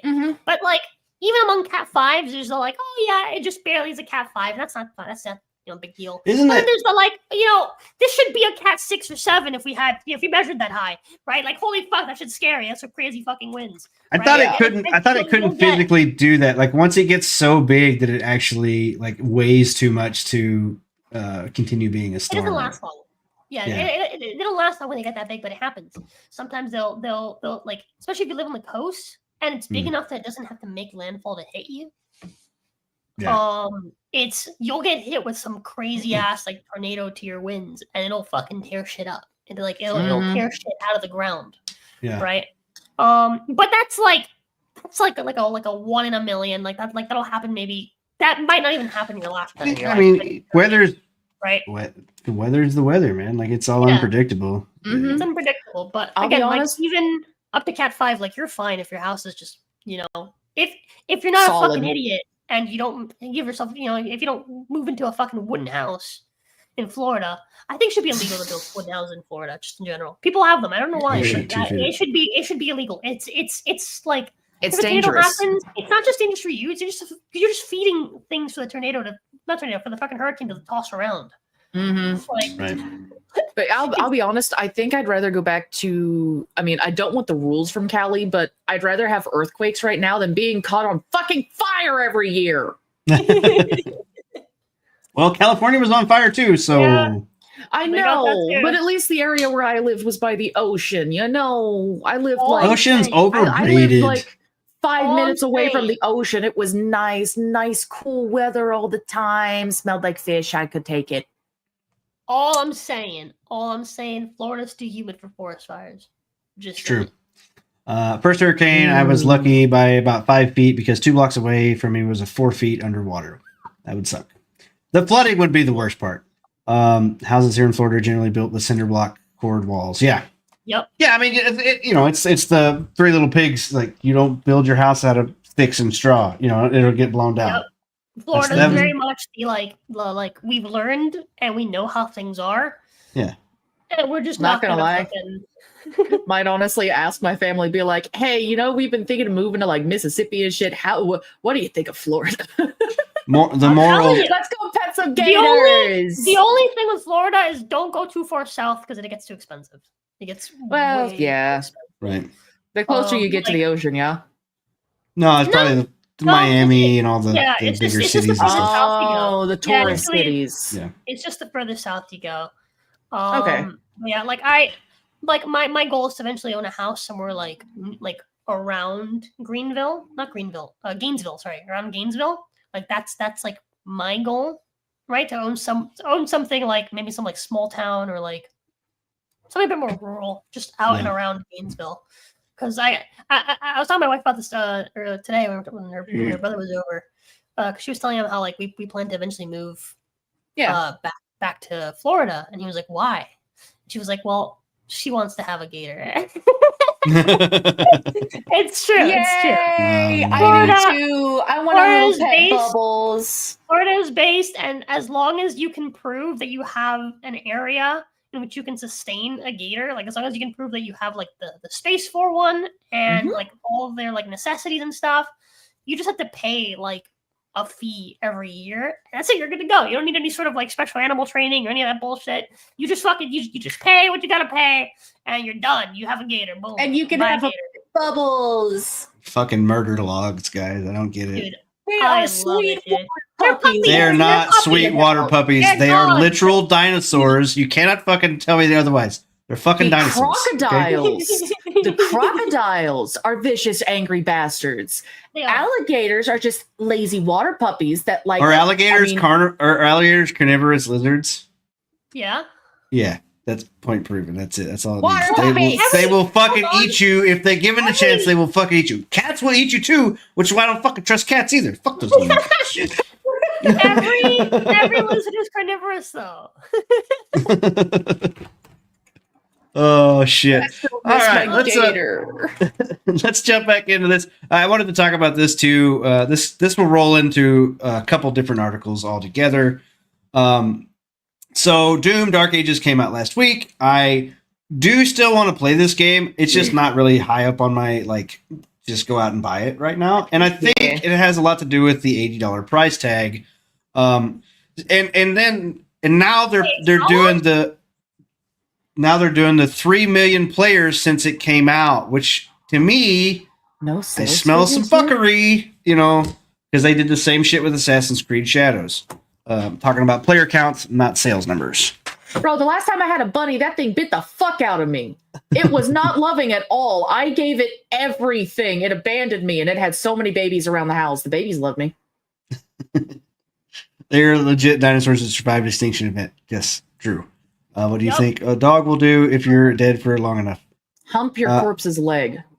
Look, My dog will survive because he's a good boy. all I'm saying No, actually, is my dog's an asshole. I'm a gonna be honest with dog you. or a cat or whatever, like that'll be my pet for what, maybe 20 years if like I'm lucky, right? If I get a gator, that's my forever pet. That's my kid's Alligator. pet. But can you play fetch with it? Yes, Fuck yeah, you you can. can. Can you really? Yes. Gators All right. like to play. Gators They like to are play, literally not just only big that- puppies. Not only that, but they're actually trainable.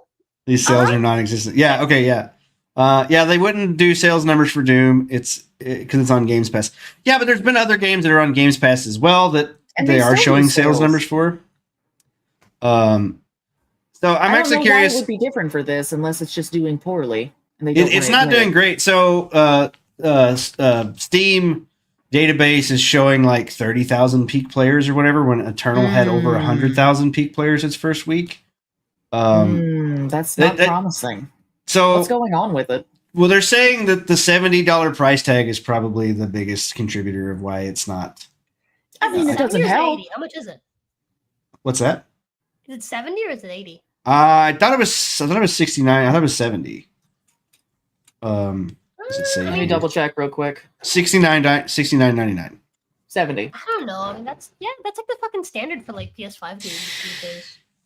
Yeah, I mean it is the standard, but at the same time, I think a lot of people are, and maybe We're they're tired just of the standard. well, yeah, Yeah. there's that. And then there's like Oblivion's out right now for $50. Yeah, The Shit, Expedition yeah. Expedition 33 is out for $50. So basically, you could get Oblivion and Expedition 33 for $30 more than what you're paying you're for fucking Doom, set. and you've got games that you can play all summer long. Where this one's like a 15 to 20 hour campaign. Bro, fuck Yeah. all summer long. You can play Oblivion forever. Yeah, you can live in Oblivion. It's true. Dude, Yeah. I played Skyrim forever, and now I'm like obsessed with Oblivion. Brother Doom got it first. So okay, I've been wanting to play it since I saw how sexy the fire Atronachs are. Okay, Valid. They gave them nice And then- pedankadonks. but I couldn't afford it, so I went to my local GameStop and I traded in some games, and I bought the original for the PS3, and I played Good it. on The ya. problem is that I have a PS3, but the PS3 controllers that I have are not original. They're like fucking like Chinese knockoff PS3 controllers, and there's input delay.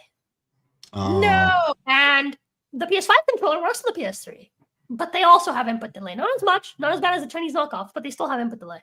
Oh. So the game it just felt jank. I'm also just not great at dealing with like old games. Like nostalgia doesn't hit me like that. Yeah. I also help I've actually I only ever played like the intro of Oblivion. Because I first played it when Skyrim had just came out, and I was like, I'll play all the games in order. And then I played Arena, and I was like, I don't want to play this. And then I played Daggerfall, and I was like, I don't play this either.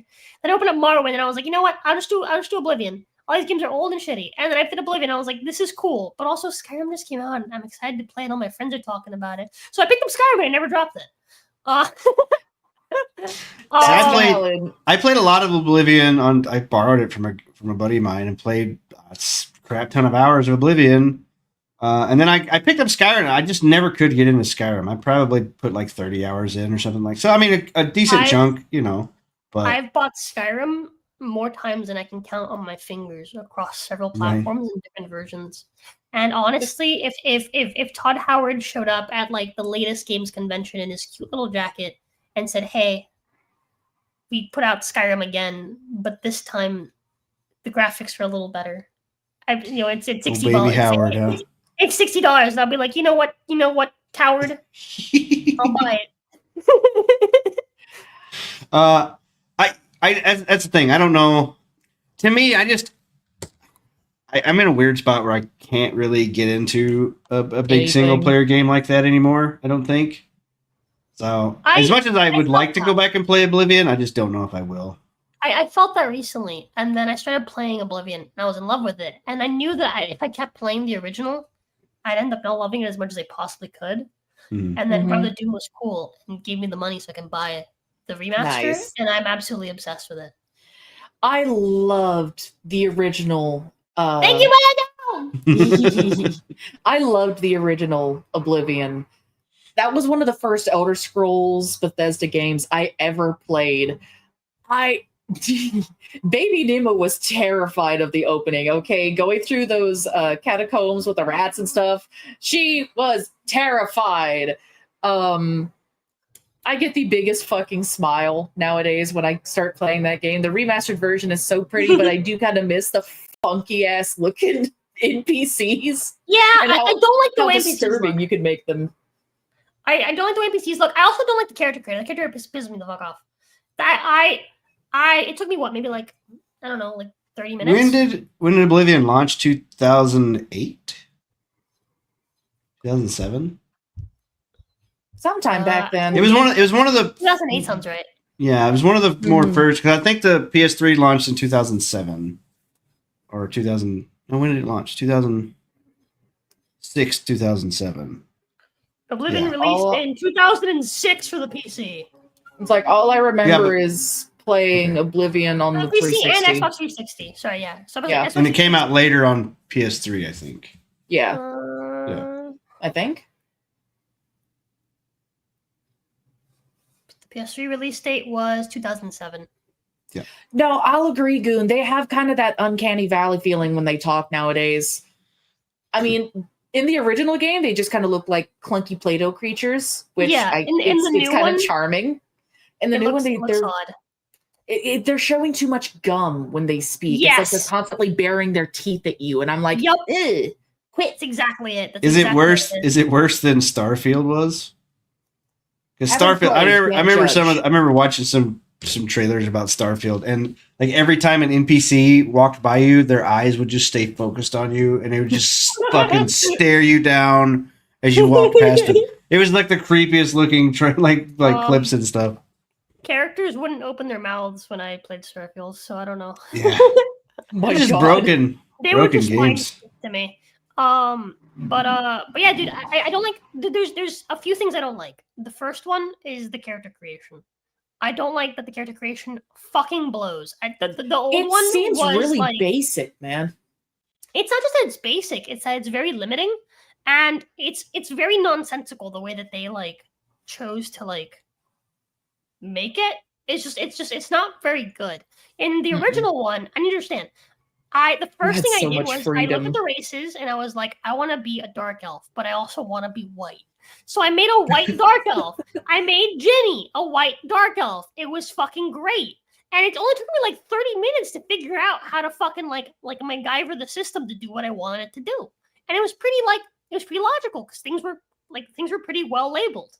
Mhm. Whereas in the new one, they're not. They're not well labeled at all.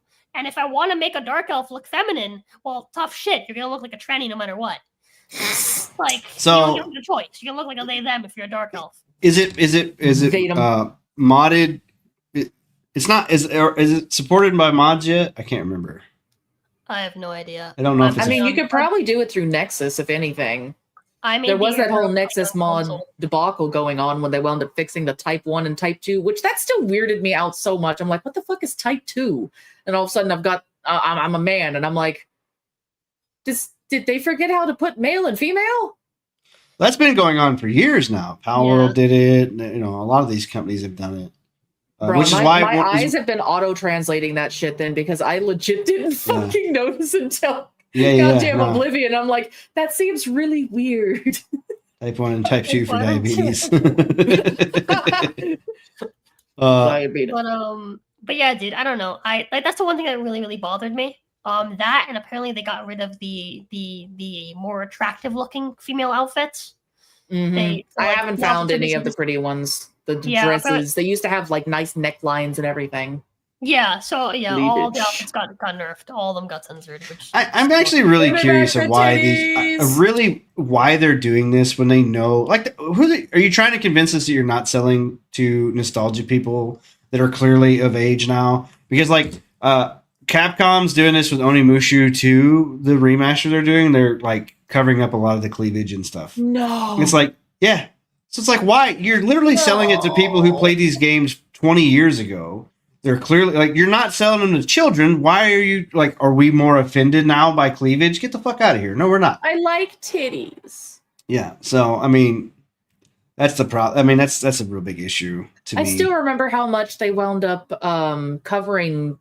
Which one was it? I think they did Street Fighter and King of Fighters. They covered a lot of the cleavage and nakedness there, and I am still not pleased. I want my hot naked ladies beating the fuck out of people. And I want it Capcom, now. weirdly enough, the mainstream games, Street Fighter and stuff like that, they've been in this weird thing where, and they're stealth doing it. Capcom's about one of the few publishers that I think that still hasn't really been super tainted, but it's catching up. Like, you know, you think these companies would have gotten the The message by now? plague is spreading. Well, that's what we were talking about earlier before you guys raided back in.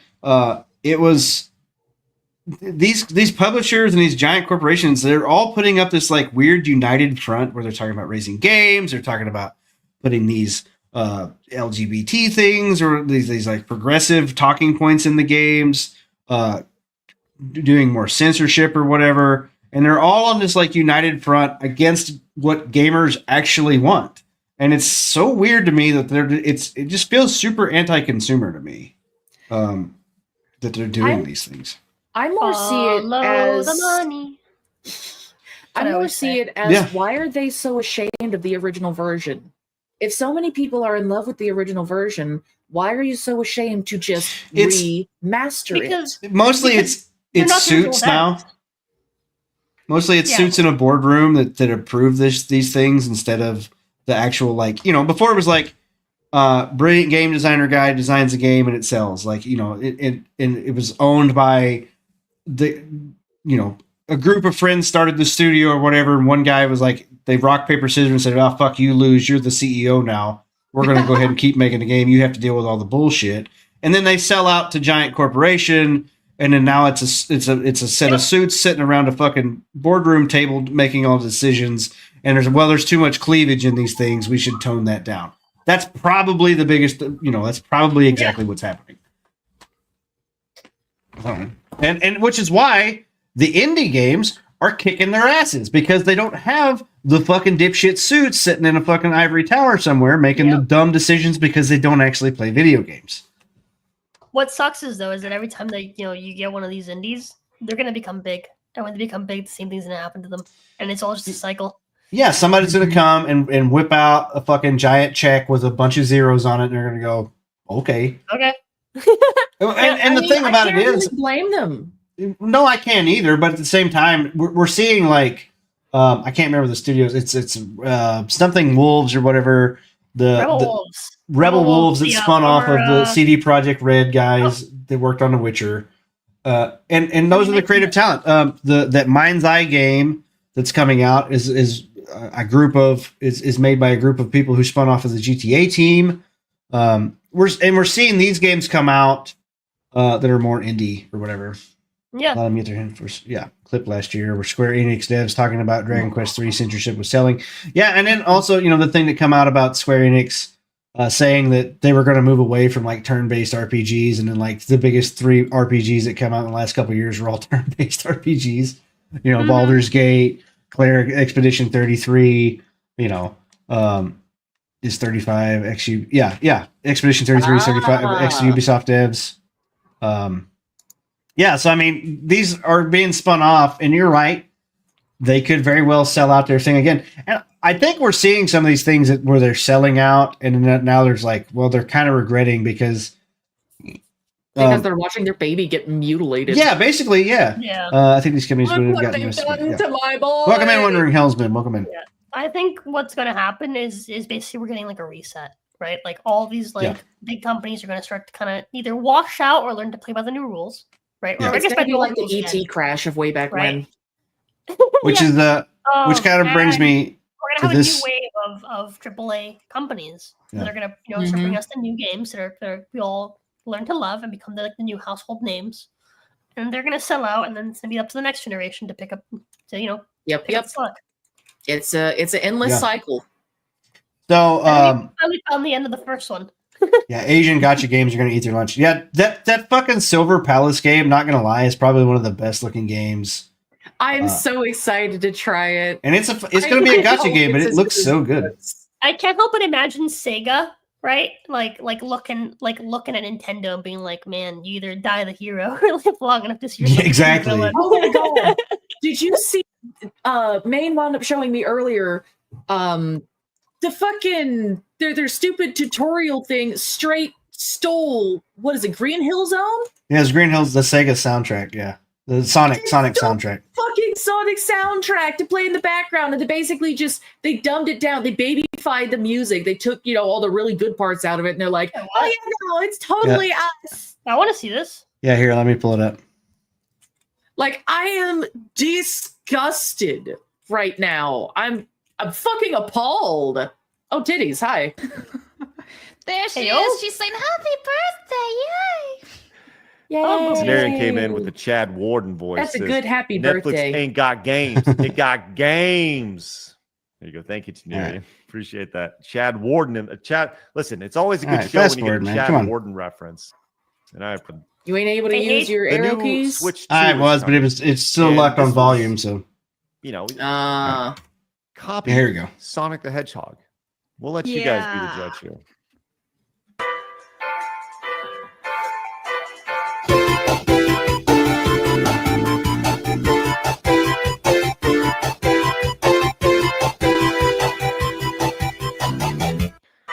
Okay, so once again, this is for the welcome tour here. I mean, that is like It is very, very similar. I would not. So, yeah, call they it basically just, plagiarizing, but it is extremely similar and begs the question of I thought it was really funny because I was listening to it. I wasn't watching the video at the time, but I was listening. I was like, "Holy shit, that is legit!" Just ripped off fucking Sonic. It's like, oh yeah, you can copy your homework, but change it a little bit. And they Yeah. changed You know, basically nothing, and they went, it's different. Yeah. Anana, I like to be Ananta, happy Silver now. Palace, and Neverness to Everness. I haven't seen Neverness to Everness. I am looking forward to Ananta. I was looking forward to that game because they basically rip off the Spider-Man web slinging or whatever. So I'm curious about Ananta. Silver Palace looks really good. Come after them for it. I want to Tokyo drift my horse now. Yeah, that Silver Palace game, you drift your damn horse. Anyone spending 15 on that tech demo? Yeah. So yeah, the tech Yeah, demo there was ain't like, no way in hell you're getting me to spend fucking $10 on a fucking tutorial. well, it's like I said, they showed there was like a 30-second video of the new carrying case for the Switch 2, and my comment was like, well, now you owe Nintendo $8.99 for watching that video. Like, it's like, what the fuck, people? Like they would fucking charge you for it if they could get away with that shit. You know they would. I mean, Which is also here's a weird like tangent thing that I have. But I watch a lot of these people that review like the critics that watch the movies and stuff like that, and then they were like watching the trailer for the new Superman, and Warner Brother keeps like copywriting it. Why are you copywriting your fucking trailer? It's a goddamn commercial. Don't you want more people to see your commercial? I mean, like, that's the dumbest thing ever. They think the revenue off of their YouTube video or whatever is going to make up the difference, and people just like, what the fuck are you doing? WB, what are you doing? To it? What if you don't like it? That's bad for our sales. We're just going to make everyone hate it. Like it's like actively preventing your into marketing. Yeah. It's kind of funny to watch them sabotage themselves in a way, because you just sit there and it's like, why are you chopping off your own tail? Universal, or not Universal, WB, like they keep doing like the dumbest shit. Like Ubisoft has shot themselves in the dick 6 times last year or whatever, and They're a WB Ken-doll at did this it. point. They've got nothing left. Yeah, WB did it way more than that. Like they make the dumbest fucking decisions. I don't understand it at all. Sandpaper. So, talking about dumb decisions, I wanted to bring this up. We were talking about the $70 Doom game, and then of course we had Randy Bitchford up in here talking about Borderlands 4. Fan Randy, don't sell Borderlands 4 for $80. Randy Pitchford, if you're a real fan, you'll find a way to make it happen. I hate that is the recent fucking slogan for most gaming companies. Oh, Yeah. if you're a real fan, you'll find the money. Fuck am I supposed to do? Sell a kidney for your goddamn console that's going to go out within a few years? I just don't feel like these people. I don't think they're worth this anymore. And like I don't said think earlier they in the live podcast, reality anymore. like I said earlier in the podcast, is like I used to buy first party games, even like Assassin's Creed or any of these games, like first party quality. And I would buy them, and then I would buy the deluxe version, which I would spend like an extra $10 or $20 on the game, because I thought, like, I will give this companies extra money because I think they deserve it at that time. I won't give these fuckers full price for these games, even if they were just $40. I mean, like, I'll catch them on sale maybe, but other than that, like, I'm never gonna give these fuckers full price. They don't deserve it anymore. Well, there's also the fact that Assassin's Creed game. For fucking Borderlands, I don't even feel comfortable going back and playing their old games anymore. Yeah, well, the EULA thing and so right now on Steam, Borderlands 1, 2, and 1 and 2 and 3 or whatever, the Handsome Jack collection, they went back 3 pre-sequel. Yeah, and they retroactively put in a new user agreement that if you had modded your game, it like gives them kernel level access to your PC where they can get all of your information off your PC. They have access to all that shit. They can also ban you from these old games. They can ban your account if they find you using mods that they don't like or whatever. That's insane. And these are all like these games are fucking old as shit. But this is all retroactively done. And in that same EULA, if you read about it, if you was to make like a Let's Play video using their footage, they can copyright claim it and keep and they can basically use anything that you've made, more or less. Mm-hmm. And because it's in that retroactively one, it's damn sure going to be in the new one. So that's crazy. Yeah. Doesn't sound like we own the games like, we buy. Exactly. I fucking love Borderlands 2, and I How can't even go back and play one of my favorite fucking games anymore because I refuse to accept that clause. How do you retroactively go and say, hey, we added something new for the thing that you already did, and the new thing says that you have to pay us for that game? Because it's how scummy bastards work. Like it's because 20 it's years ago? online. It's crazy. Like, how do you... I just don't understand how any court of law can be like, oh, yeah, you can change that user agreement. Yeah, that's fine. It's just like what fucking Nintendo's doing. YouTube, 10 years ago when this fucking games came out, you can have the revenue now, actually. Like, no. That's insane. It's like what Nintendo's and the thing doing. is, the fucking the patents that are coming out years after Power World came out. Oh yeah, well now we're filing a new patent about this, and you can't do that anymore because we made this year. And from the way I understood it, it's coming down from Take-Two, which also probably means GTA 6 will have the same fucking user agreement. Mm-hmm. So that's insane. Yeah. And they're already gonna make a fucking mint off that game. Sure. I mean, I watched the trailer. The trailer looks fucking amazing. I'm not gonna lie. So good. I'm gonna play it. I don't know. I'm excited to play it. I know it's not going to be great, and I know it's going to have issues, and I know there's going to be problems with it, but I don't care. It's taking place in my backyard. I'm so torn because like I have pretty fond memories of playing like GTA Vice City and shit back in the day, and seeing the modern Vice City now does sound super magical. Yeah, it sounds super good, but to me, it's just like, I don't know. These guys, it feels like they're gonna pull some fucking scummy shit. You know what I mean? They're gonna. But it does pull the look whole, really good. It feels like they're gonna pull the whole. Everyone's got their games. Well, something's wrong with it now, so we're gonna take it off online, and we have your money, and you have no. Well, you game. know, the thing that it still aggravates me because they fucking milked GTA 5 for 3 console generations, and they scrapped.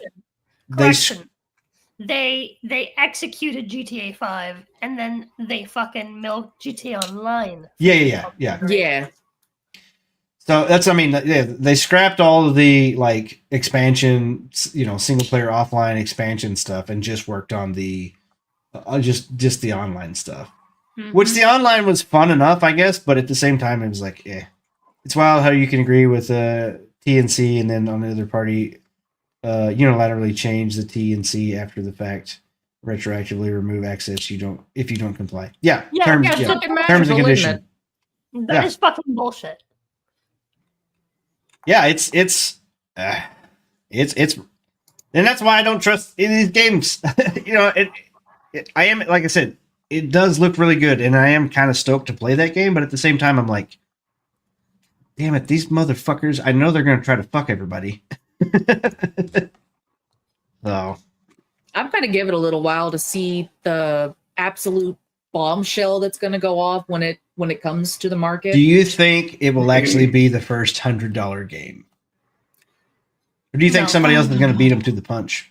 I kind of think someone else is gonna beat them to the punch. In all honesty, yeah. I mean, I can definitely see that. I could definitely see it being $100 game. Sadly, but I can see someone beating them to the punch to it. To me, so here's the crazy thing that I was thinking about all these, like, they're raising the prices and stuff like that. Sure, these games have been touted as making more money. Like GTA itself has made more money than any other intellectual property ever. Mm-hmm. And they charged $60 for it, whatever, when it came out. Like, if you make a good enough game, it's going to sell. Like, they're trying to justify this extra $20 for every person. It's just greed, because if they sell millions of copies because they've made a great freaking game, they're going to make their money back. But Yeah, the if Mario- it's selling it at $80 to $100 makes them sell less copies. To me, it seems like a dumb decision. Like, you know, it just seems weird. I bought Mario Kart. Was the first I $100 thought game. Mario Kart was the first, and it's not. It's close to it. I think it's 80. I think it's 79.99. It's almost there. Well, the Mario Kart World. So the screwy thing about like the Mario Kart games, the new one was going to be $80, but if you buy the physical edition, they're talking about maybe charging $90 for the physical or whatever. What? To offset? Yeah. So that was the rumor. I don't know if it was rumor or if it was actually said it was going to be on the physical. Well, because it's a physical disc or whatever, that physical product, they're going to be able to sell it to you for more. So, yeah, it's... If I have a physical copy, I want something physically on the bitch. Yeah, that's just it. The card is just a key. So you have to still download the whole game. Which is another thing that kind of messed up with Doom, because people who bought the physical edition, the disc only had 85 megabytes worth of data on it. You had to download everything else on the game. Yeah, I don't know. I really think this, like, these developers and publishers that are circling a wagon saying all these, like, you should, it's probably fine. You're going to get your money's worth if you pay $90. If you think about it, it's probably good that they've raised the prices now. It's like, no. You guys have been making record fucking profits for years. You lose your ass now because you make dipshit fucking dumb decisions that nobody wants to play these crap games because you listen to some dipshit in a boardroom instead of actual gamers. You're still doing it. Or you're listening to the Kotakus or whatever, the journalists that they're trying to placate to these people instead of the people that actually buy the games. I still don't get it. I hate modern gaming. That's true. I feel that. I feel that wholeheartedly. Like I think I should probably just sell my PC, move into the woods, start a fucking forge or some shit, and just do blacksmithing or something. A 6-year payment plan, please. Sell me your PC. No, I will kill it. I will fucking give it a Viking funeral, send it out to sea. I want to see what ray tracing is like. I only played it on one game. Like, I just built this new PC like a month ago. So I actually have one that's stout enough that I can actually fuck with ray tracing and stuff now. I still play on medium graphics and lower. I had a bunch of trailers picked out. Did you close the window? I'm working on it. So I wanted to show this one more thing here. So Forbes, Stellar Blade sequel confirmed, possibly coming 2026, which would be a pretty fast turnaround. Just 2 years for a sequel. That's crazy. So I wanted to watch. So what is this? IP expansion on its way with high visibility. Stellar Blade console, blah, blah, blah, new marketing platform. These are Nikkei, platform expansion sequel, Project Witches. So Project Witches, I think, is their newest one. 2026 seems really fast. Yeah, I agree. It does seem really fast, unless they're using, most of the same assets from the first game. Maybe. So I'm curious. There's a bunch of stuff in the trailer for it. So there's like a Nikkei crossover that I wanted to watch. Yeah. So I got a couple. You did the character creator for Dune Awakening, right, Jeannie? For which one? The Dune game. Oh yeah, I did. PC version has a Nikkei game mode. Yeah. I have the trailer pulled up for that. I'm super fucking excited for Dune Awakening. Yeah, so this is an official trailer. Come out 6 hours ago. So we've got a trailer for Dune Awakening. Ooh. So we'll go ahead and watch it. Hang on, I didn't switch the tab. Hang on, hold up. How I'm coming. dare you? I'm working on it, guys. I'll get the streaming thing figured out one of these years.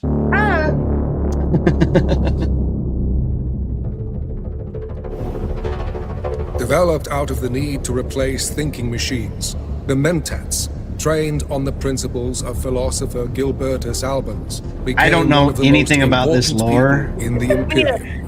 Able to I still want to play this game. immense amounts of data and devise complex strategies. They are the most advanced tacticians on the battlefield. Combined with advanced These are the guys in assassination Conan and Exile. combat technology, you will be able to think many steps ahead of your enemies. With a significantly higher cognition, as a Mentat, you can calculate Mentat. trajectories and weapon handling to find weak points in an opponent's defense, or even guide the calculations wizard, of an Harry. external sentinel turret to assist you with extra firepower. You're a wizard, Harry. Focusing on Cast strategic bullet. control over raw strength. A Mentat is an expert in assassination technology, using poison capsules different to classes. trap enemies in a cloud Yeah. of death. Or when out of sight, send in a hunter-seeker before the enemy has even noticed your presence.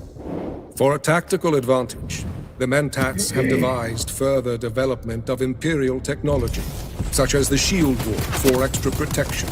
And to fool simple-minded enemies, a projection of yourself will confuse and scatter their focus.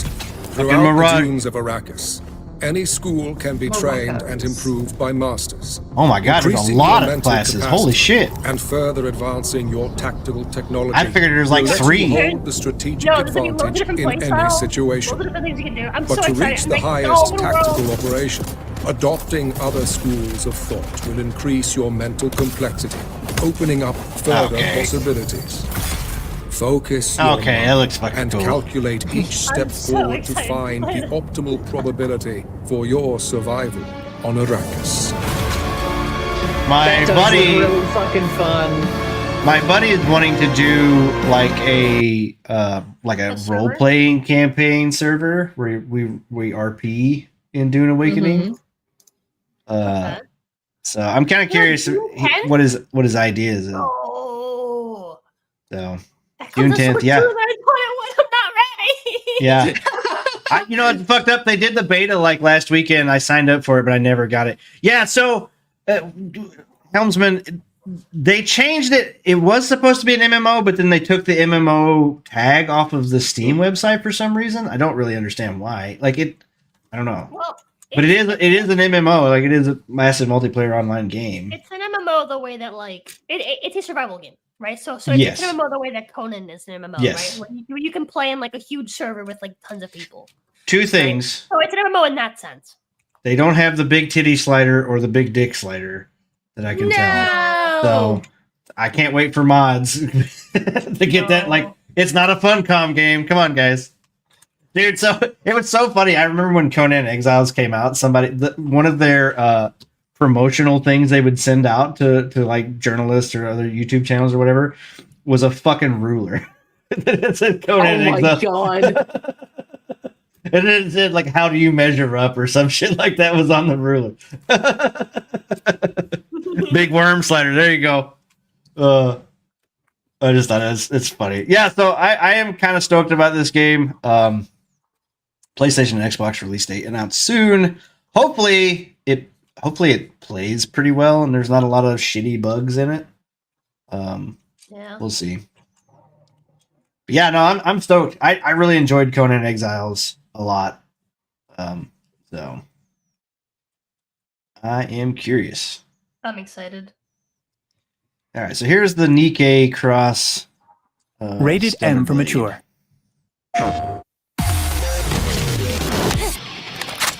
She gets an actual gun this time.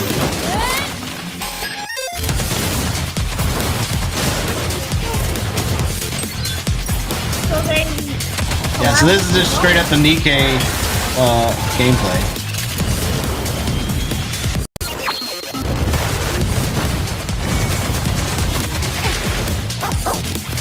Okay, you get a dog. That's cool. all the outfits too. Yeah.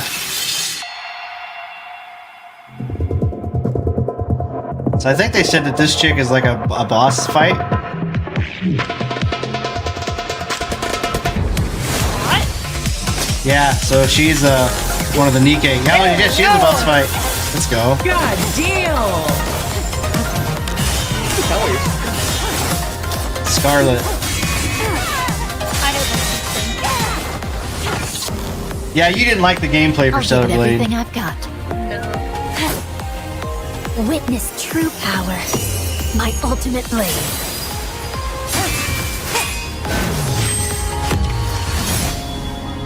I'm sick of Sekiro likes. What was that?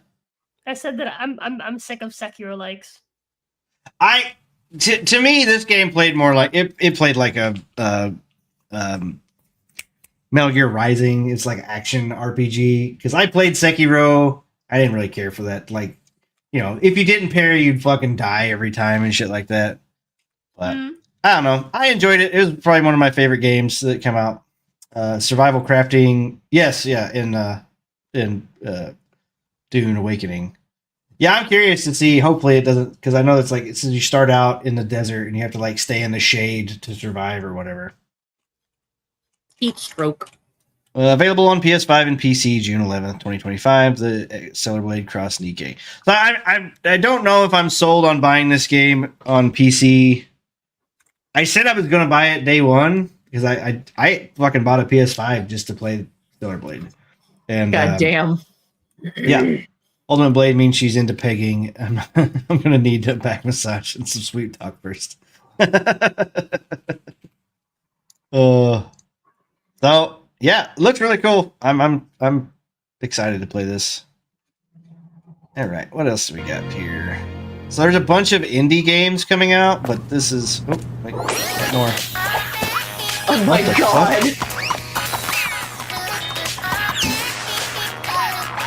What the fuck is that?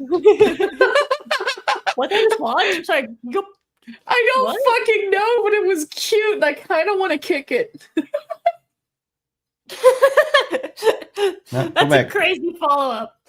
Yeah. Cute, and I kind of want to kick it. This looks like a VTuber. It looks familiar to me. I can't tell you what it is though. Yeah, chat. I'll stick with my PS5 version. Yeah, so I have it on PS5 as well. So I mean, I could just upgrade and play the biggest thing that I like having all of my monitors and everything linked up through my. So if I do my PS5, I have to like dedicate a monitor. And it's more of a hassle. Yeah. The biggest hassle for me is like syncing up my sound because I like just having my headphones on where I can hear that, and if I want to talk on Discord, I can hear that, you know, instead of switching shit back and forth or whatever. Yeah, I'm curious what this little not sure. It's for sure some type of tard meme. You got me. I don't know what the fuck that thing is. Yeah, so the twin expansion pack. So you get a fucking Raffi costume. I think there was an Alice costume too. Like there was a bunch of different costumes you get. So. PlayStation. All right, Blades of Fire. So this one was, I think, was supposed to be like a blacksmith game or something. I'm not sure. There are wounds that time will never mend. Oh, maybe not. And betrayals that no scar can hide. There are bonds that can never be broken. And fates from which none return. Today marks the beginning of the end. This is some RPG shit right here.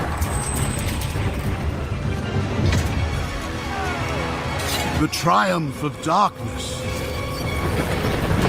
The death of hope.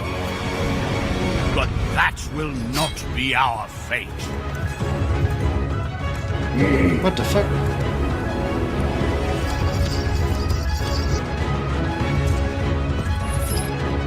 Because we are born of iron. It's hammer time. Fire.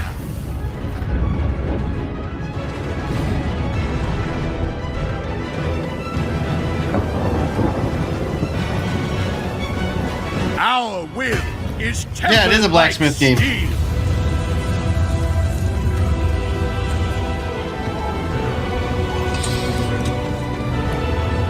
I don't know what the fuck it is though. What's this game? We forge our own legend. Okay, here's some gameplay.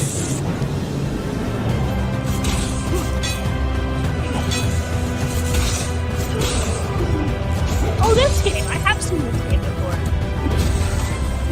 He just broke his fucking sword on this guy. Lightsaber. Well, I think it like the way it materialized, yeah.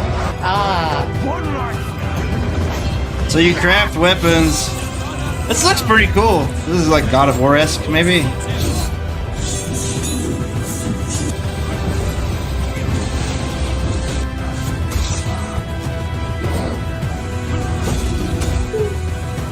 Or is this Souls-like? I don't know. Souls-like, it seems to be. It's that genre is getting bigger and bigger now. Yeah. Blades of Fire. It looks cool. Forge your legend. 505 Games. Why does that sound familiar? Because there's like most different things have 3 numbers as their fucking studio name. Under attack. Yeah. Yes. Okay. Abbot Doran said the best place to hide something is the most obvious place. Gorgeous place, the old man. It's just their suite number and the building they're in.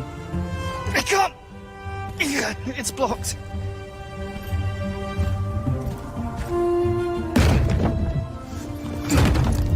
Brute strength. You know I loosened it for you. Millennial writing. Boo. Okay, Scaravan 66. This looked like a Nemo game, so I had to click on it. Yay! It'll fucking chain together for your cars. What the fuck? The frat wolves. Frat wolves. This is like Road Rash. Oh, I know a game. My brother used to play a game like this. I don't remember what it was called, but it was like a bullet hell, but you had your gun, your car and shit. This is like a physics engine driving. This looks amazing. Crash simulator. What the fuck? Okay, this looks pretty nuts. This looks great. This is a roguelike? Yeah, the game that I'm thinking of was as well. Basically, you had to Von Velvet Death Cool. What the hell? Just fighting a fucking succubus?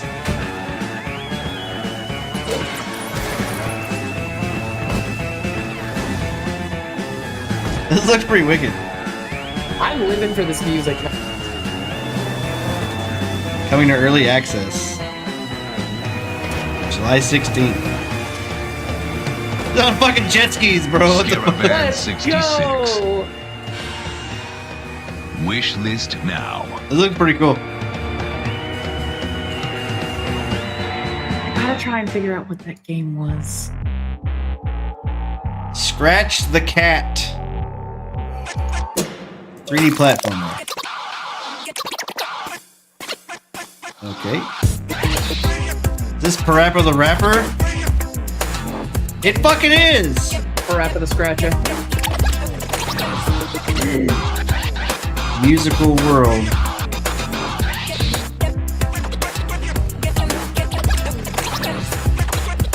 I'll be frank, the music does not fit what I'm watching. Yeah, I'm not crazy about it.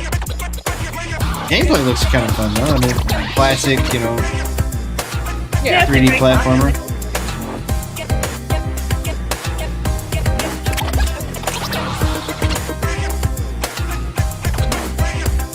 Somebody went to a fucking club and was like, yeah, this music's good. I don't know. This is giving me strong, like, Crash vibes. I was about to Yeah, say, yeah, it's like Crash, Bandicoot or Parappa the Rapper, I don't Jack so and much Daxter. remember Parappa the Rapper, but Jack and Daxter and like Banjo Kazooie. Yeah. Yeah, Banjo-Kazooie, I'm saying, yeah. Yeah. It's what the kids listen to. Yeah. So, Kids are stupid. yeah, that's just what all the new aged whippersnappers listen to. I think I just lucked out because my son is super that cool. a fucking Furby? Yeah, my son is super cool and thinks a lot like me. So yeah, I lucked out. Well, for one too, because like when he was a kid, he was like all those stupid kid shows were coming out. I was like, yeah, you're not gonna watch that shit. You're gonna watch fucking Ninja Turtles and Tom and Jerry and like Yeah. the shit that I grew All up the good watching. shit. So I have a VHS player, and I brought like when I moved from Miami up here, I made an effort to actually crack open the old cupboard. Next to the TV. Nice. All the old VHSs and DVDs that I used to watch shit. growing up. Perfect. And I brought all of them with me, and we went our way to find someone on eBay that sells VHSs. And so yeah, I have like all but like maybe one or two of like the Land Before Time movies. I have loads of Power Rangers. I have loads of old school Disney. I got all that shit. I got Tom and Jerry. you know, yeah, that'd be it. The cool part about it is this day and age, like you can find that shit on YouTube too. Like that's, I mean, True. It's all, true. it's awesome about it. I had to me. I was doing a watch along of Power Rangers SPD because it's my favorite. Nice. Oh shit! You know, I went back through and like rewatched. I rewatched a bunch of Power Ranger stuff here a few years ago. I don't remember what I got up to. Like I just watched them all in order. I don't remember which one I got up to. But I tried to go back and watch a lot of the. You know, I think from- it's crazy how much some of it still holds up. Yeah. Like you like as an adult, it's like yeah, you can see obviously like the like kiddish nature of like the writing, where it's, Yeah. it's like it's clearly like it's very much meant to be for kids, and it's not like super duper like class A acting or anything like that, Yeah. right? But you can totally still be like, yeah, this is cool. Yeah, that's also back when they actually hired Yeah, teenagers to play the parts too, instead of hiring. Oh my god, having 40-year-olds or teenagers as teenagers? Who'd have thought? Yeah. So I remember in the original Power Rangers, the Red Ranger guy was the only one that wasn't 18. Like his parents, like I was listening to a podcast with him on it the other day. Like he was 17, so his parents had to like sign consent or whatever for him to work as an actor. And it was like his first gig, too. Like, so it's pretty crazy. Okay, this is Glitch Spanker. Glitch Spanker. Hey Yep. yo. The human. Furbies. Oh my god, no. The Spank Stick. That Got a Furby nasty holding computer your phone? virus? Eating the code of your favorite game? Big booty well, that's no slapper worry six. at all with the Glitch Spanker Antivirus Spank Stick. Get rid of it with a simple swat of a stick. What in the Virus being a bit stubborn, a bit crafty, Glitch Spanker has the solution. Glitch Spanker. Just spank it. Whoa now. You don't have to This game kill knows me exactly over what it beating is. a booty slapping I game. appreciate it. Just give me a chance. Here, let's fix this commercial. Make a new friend. Or several. Do a dance. Master magic. Slink in sewers. Succumb to the infinite void. Oh no! Oh my god! Your soul. Let me just, there's too many channels, too many options. I'll be here forever. I can't get away. Unlock secrets, With Glitch customize. Spanker, you can contain and torture any glitch. You can Be it contain friend and or torture foe. any Every glitch. choice is up to you. Glitch Spanker is not responsible for any damage done to your games, your health, or This the is loss of gonna your mortal be human the soul. next big Deviation from the path of the game may trigger. result in the death of you. Your Yeah, family can possibly be I think involved. so. Any other the from demo, the but inside I'm of the gonna try virus it will avoid any tomorrow. refund claims. Please think responsibly. Like I've got the demo downloading right now. I'm gonna try this shit tomorrow. This looks great. Sing, bitch. Critical Shift. Curious about it. So just autoplay the next one. Yeah, so that game looked pretty sick. I'm curious about it. Yeah, You'll that have to- seems to be very popular with the streamers Yeah. and like the YouTubers. Yeah, it may be like the Poppy Playtime or whatever. Yeah. A Poppy Playtime popped off. I miss back when Poppy Playtime was good. All right. Critical Shift. Let's see what this shit's about. Elevator inbound. Might be the staff. Lights out. Oh, this is going to be like a Lethal Company. On your knees. Down on the ground. Now. Dumbass droids. Oh shit! Oh no! Oh no! What the fuck is this? It's not what I thought it was gonna be. DU ammo traces. Combat droid signatures. This was the cleanup team. Letting get very far. What could have done this to them? The containment database is toast. It's been tampered with. It figures. We'll have to hunt down answers the hard way.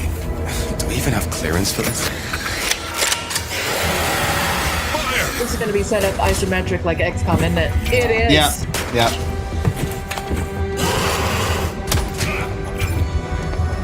My brother might like this. You know, I enjoyed Baldur's Gate.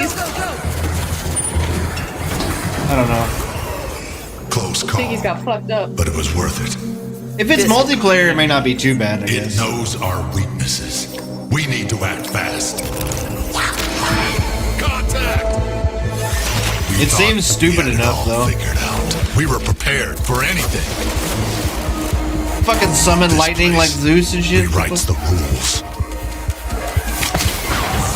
Oh no.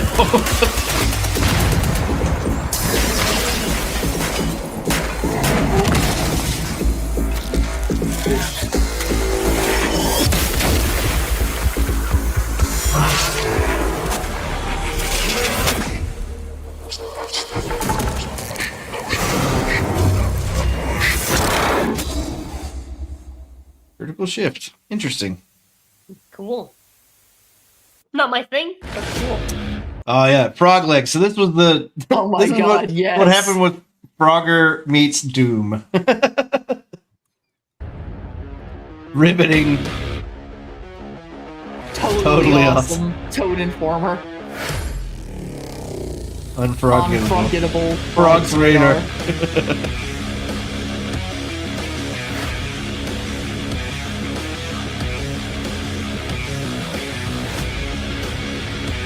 I remember us looking at this one a while back. This game has so much different shit in it. I have no Frog Legs. Available now on Steam. Tabletop Simulator. Tabletop Game Shop Simulator. So it's another store simulator. Forge Battle Wars. Forge Wars Battle Books. Okay. The cool thing about this one, like you can, That's cool. yeah, you build minis. Yeah.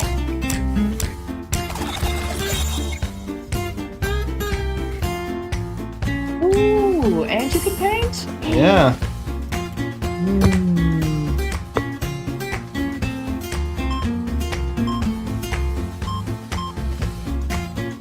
I may actually get this one.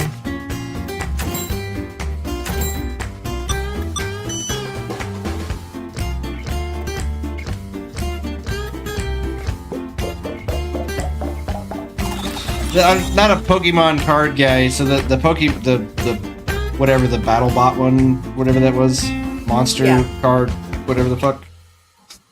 It looked like a cool game, but I'm not really a Pokemon card guy. Vindictus Dying Fate official cinematic alpha test release. I've been seeing shit about this game for like 4 years. I don't know when is it coming out, guys. I still think it's weird to hear shit about Vindictus nowadays. Like, period. Last time I heard anything about that game was when I was still in middle school and really, really into Mabinogi. So this is a new game, basically. I know, I think if I understand right, they're taking the story of Vindictus and putting it Fucking into Wolverine! a single-player game.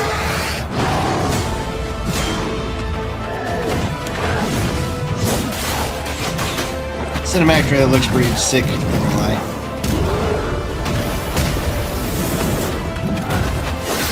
That guy fighting with just like a fucking pillar. The Gnolls would do that sometimes. They, a lot of the area... Goblin Slayer, come back! A lot of the surrounding shit in the game is actually destructible, so you'd be able to pick it up and fucking beat shit at the enemies. It was kind of fun.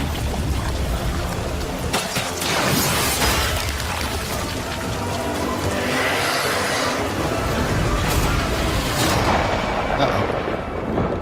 Well, there he goes. He did. Oh, he very dead. Boobs! Oh, damn them tits. Hi. I like the character all stylized. Oh, he didn't die. He just lost his helmet. Yeah, this is a very Korean, sexy, sexy character game. Yeah, I like they're not going for like realism. They're going for like just very stylized, like Yeah. characters that fit like a sort of rule in their design. Dual wielding knight looks pretty sick. This dude. What Yeah, does the game look like? Wish list on Steam. Alpha test June 8th. Fool's Trigger. So this was the Liar's Dice game that I was telling you about. Liar's Bar. Yeah. Oh, that's him. Remember how much was funny about that?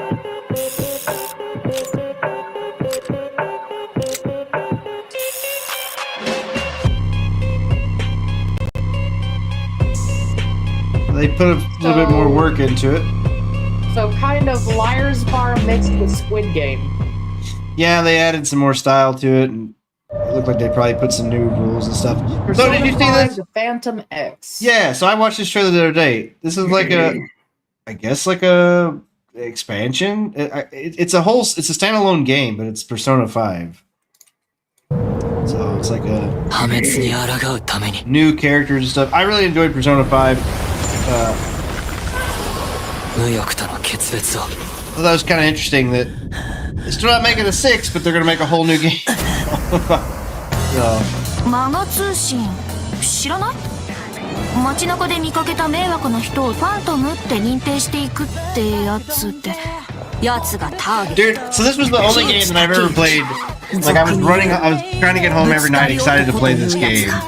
And somebody was like, "Chase, what are you doing tonight?" It's like I have to study for finals because you're all time segmented in the game, where like you have to do the finals or whatever. I was like, I'm studying. I have finals to take in the fucking stupid game that I was playing. I'd worried more about it than I actually worried about homework when I was actually in high school. You know? 精神が歪んでいけばいつか欲望の搾取が始まる。だとしたら欲望を奪われるのを止めないと。 So it just shows these two characters. Oh,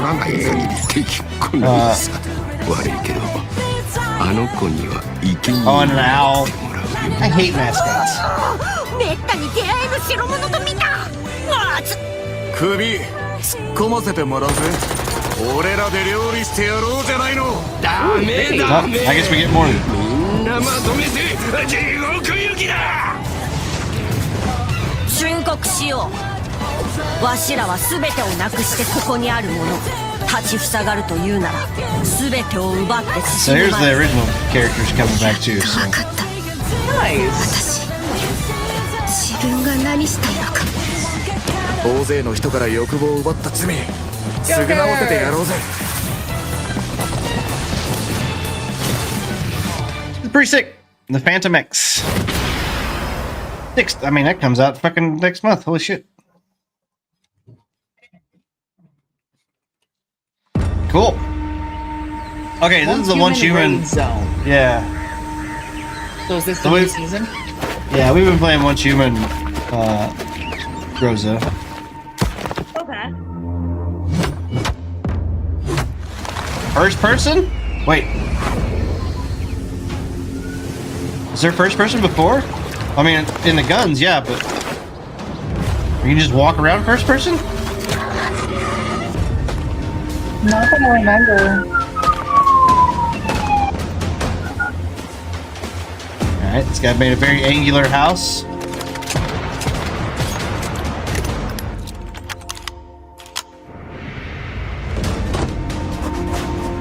Loot or be looted. Oh no.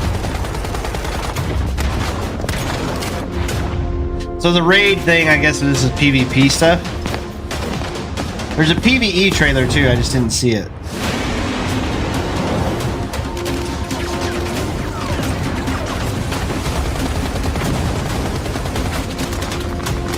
The PvP would never go that well for me, like I would just, everything would get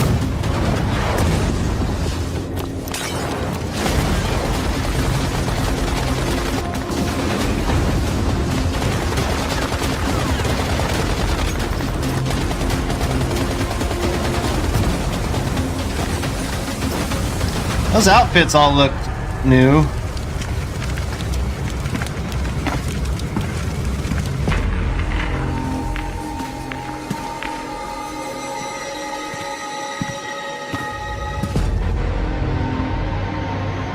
One Human Raid Zone. Early access. So I don't think that's the current season that we're doing, because the one that we're doing is 0G, not Raid Zone. So Right. that could just very well be the current season for the PvP servers. Hey, have you ever wanted to play a Dark Souls game, but as a dinosaur? Oh my fucking god. Oh my god. I've been watching Dino Blade. I've been watching the like development for this game for years. It feels like now.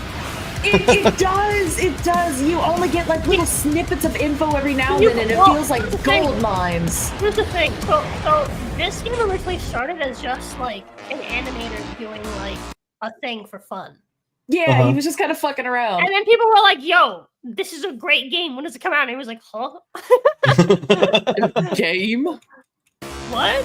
I mean, Steam wishlist now. But yeah, it's yes. Okay. Hell, man, that was Still no actual release date on the Steam page, sadly, but nice. it is to be announced. Nice. Yeah, that was all the trailers I had selected. There's a bunch of indies. Oh my god.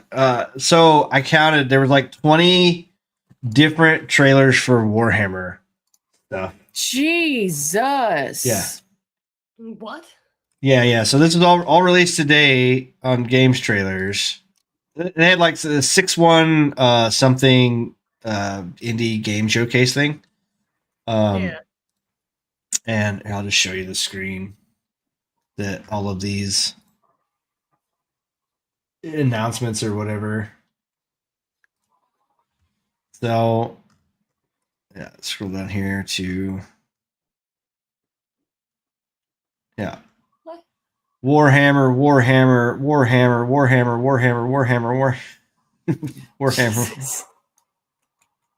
Darktide, DLC trailer. There's a fucking Bolt Gun DLC, a Vermintide fucking DLC, Bolt Gun 2 announcement trailer.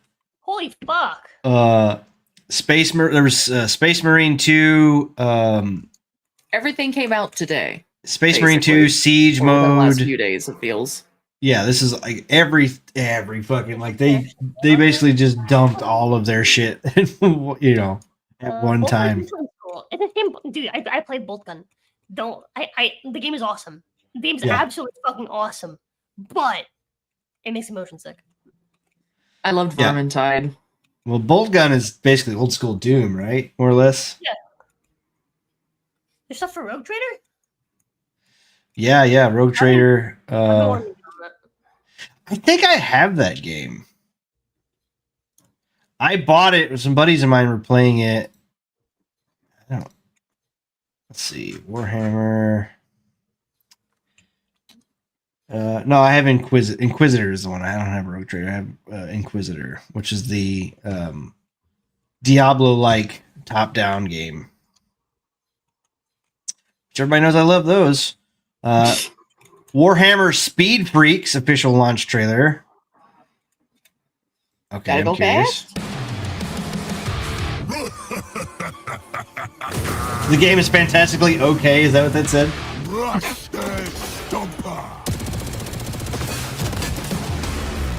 Is this fucking Twisted Metal? This looks like. Oh, thank God. Twisted Metal with orcs. I am so down. Actually. It's Warhammer 40k Speed Freaks. This looks great. Yeah.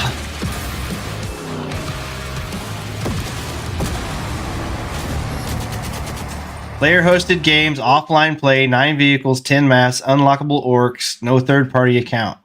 That's awesome. Nice. Yeah. Great. Fucking Jesus. Bonkers, bro.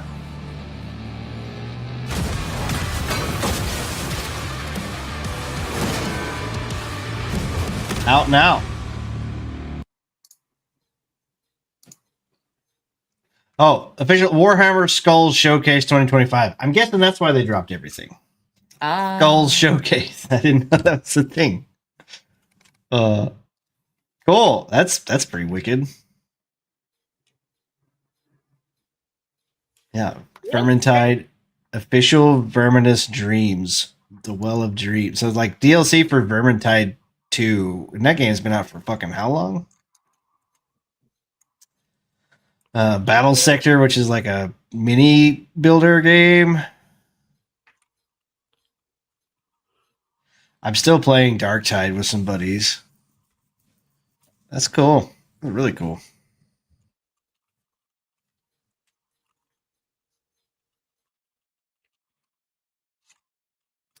Yeah. Curse of Pirates. Yarr. Thanks. Night Rain. Are you excited for Night Rain, Rosa? Yes, Are you? I am. Are you? I'm not a fan of Elden Ring, right? And I like that this game is them moving kind of away from like the Souls-like genre because they've. I'm sorry, but Been I there don't too wanna- long. It's not even that. It's just I don't want to see a Souls-like from Miyazaki anymore. I just don't. I feel like Valid. I don't know. I don't know what Miyazaki is chasing, but he's like lost the plot on like what the whole on like what made the Souls games Yeah. phenomenal. And he's just chasing the like hardcore players of just making the game harder. Not Yeah. necessarily well designed, just harder. Yeah, and that's no And fun. I've it's made me like no longer be excited whenever I I see went- something. It makes me sad. I played I enjoyed Armored Core 6.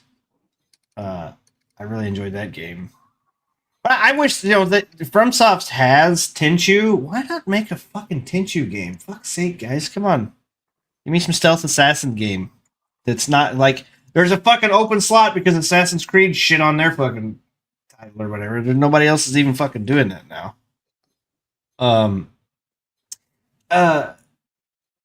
So I re-downloaded Elden Ring. I spent like 4 hours installing a different mod pack to like change the game up or whatever. I got into the first cave, lost to the boss like a dozen times. I was like, fuck this. Uninstalled it. I platinumed Elden Ring. So I love like when I talk about Elden Ring, everyone, all of the fucking Miyazaki like cocksuckers fucking come out of the woodwork. Bad, skill issue. I platinumed the game. I platinumed the game. I've done like all sorts of different runs on it. I've done little challenge runs for fun on it. The game is not hard. It's just badly designed. No, my thing. So the mod I downloaded actually gave you more mechanics, which is what that game needs, obviously. So it gives you like a deflect mechanic, and then it also gives you like another way to dodge, which is just like a duck. You just fucking duck down or whatever, and like you can duck under attacks. So trying to figure that out would be fine if they didn't have this stupid ass randomized fucking attack timing. And it's like you can't. It's like I made a post recently where I said that I blame Elden Ring for the popularity for convincing gamers that bad fucking what's what I'm looking for? I forgot the word just now. it's like staggered attacks or whatever, staggered timing. It's not choreography. What's what I'm fucking looking for? I can probably find my own fucking tweet. When my brain doesn't work well enough to fucking remember even things that I myself have fucking said. Like mechanics or whatever. Well, yeah, the game just generally has bad mechanics. I do just generally feel like Elden Ring has a bunch of bad mechanics that are excused in the name of, but the game being hard is good, right? That's what we want, right? We want the game to be harder, right? Yeah. So my thing with Elden Ring was I would just like telegraphing. Yeah. Elden Ring has convinced gamers that telegraphing is a good thing. Actually, bad telegraphing is actually a good thing. No, and it's just like no, it doesn't feel fucking good when what makes Dark Souls good, right, is that no matter what playstyle you choose to play at, you can be effective at that playstyle because Dark Souls isn't a hard game. Dark Souls is a game where you bash your head into the wall until you master the controls. When you master the controls, there is no difficulty in Dark Souls. It's not hard, right? Elden Ring is a game where you have to like master very specific, precise way to deal with certain things. You can't deal with things in multiple ways. You have to, like, there's the right way to deal with them, and then there's cheese, and there's no in between. Well, that was me. It was like, get a build that's fast, that does a shit ton of damage, and fucking hit them and kill them before they get a chance to attack. That was my strat. Because if you tried to dodge or try to do all that shit, you roll away, get where you can do a bunch of damage, and then just stay the fuck back. You know what I mean? Like and that was it. I mean, like, it really wasn't hard, if you did it that way. But at the same time, like, if I was trying to I've watched people, like, one guy beat the fucking Margaret. He's like, no roll, no run, no what. Like, literally was stepping just a couple steps and just dodging these attacks completely. I'm like, these motherfuckers heat seek me. I don't understand like how the fuck you're doing that, because he can attack over here and it will still hit me over here. I can explain to you exactly how they do that. So the way they do that is that basically the enemy's pattern is dependent on what distance you are away from them. So how do they do it? They practice a very specific way of moving, a very specific pattern. They practice this shit down to the fucking T. And this is basically what you're expected to do to play the game, quote unquote, properly without, doing like, going out of your way to make like an overpowered build or cheesing it somehow. Yeah. This is how you're supposed to beat Melania, for example. You're supposed to only dodge like the first attack and then you walk through the rest of it, of her fucking waterfowl dance. And there's a very specific way that you walk through it. You don't dodge through Melania's attack. And everyone dodges it the exact same way. Go watch people fight Melania, like people that do like no hit runs and shit. Go watch them fight Melania and watch they all dodge her the exact same fucking way. Because there's only one way to dodge her, because that's the way they fucking built her. Gross. They built her so that you don't have to. It's not about learning mechanics, not learning fights. It's about learning this very specific, obscure movement that you have to do. And the whole game is full of shit like that, where it's just like, I got to the point. Makes it not fun. I got to the point to me where I was just like, I'm summoning my fucking guy out to fucking, like, I would summon an assassin that would do, I think it was death damage or some shit, where she couldn't regenerate her health bar because of the certain type of damage that these weapons would do. Like, so she couldn't regenerate. And I think I beat her in like 5 tries. But I was like, fuck this. I'm not, I hate when, because like, Asmongold complained about this, right? And then people were like, oh, just try different builds, blah, blah, blah, blah. It's because you're trying the same thing over and over again, expecting different results. Like, but that's what Dark Souls is about. Yeah. Because Dark Souls wasn't about, if in an RPG, the advice you have to give someone else is tackle the problem by doing a different play style. Yeah. Your RPG sucks. Sorry. I agree. But that's just true. Your RPG sucks as an RPG. Yeah. It fails as an RPG. It's a great action game, but Elden Ring is a dog shit RPG. Yeah, I mean, the cool part about it was there was a bunch of hidden stuff you could find. There was, I liked how the world felt. I really enjoyed that, aspect of the game. But yeah, when it came to the combat and stuff like that, yeah, I would just build an overpowered build and I didn't give a shit. You know what I mean? I'll summon motherfuckers in. I tried really hard to like get good or whatever the fuck. And like at one point in time, rage quit. I live streamed it. That's just not what it's about. It's not about getting good. Yeah, my It's first about, like learning the specific obscure movements. It's about doing the overpowered build. It's not about getting good the way all the other Souls games were about perseverance. So that's what they were. They were lessons in perseverance. Yeah. And then Elden Ring was just not that anymore. Yeah, so I don't know. To me, Elden Ring felt like Miyazaki just desperately trying to make a challenge for the people that keep telling him that his games are too easy.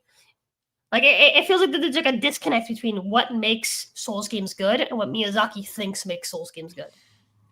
and also like it was at the right time. Like I got into it. I had like 150 hours or whatever in Elden Ring. I enjoyed it, but then like when the DLC came out, I passed. I didn't buy it. I watched the trailers. It looked really good. But all in all, I just didn't buy it. Like, I don't know if I'm ever be in the headspace to play another I made the mistake of buying the DLC. Yeah. The Elden Ring DLC, I need you to understand. I never finished it.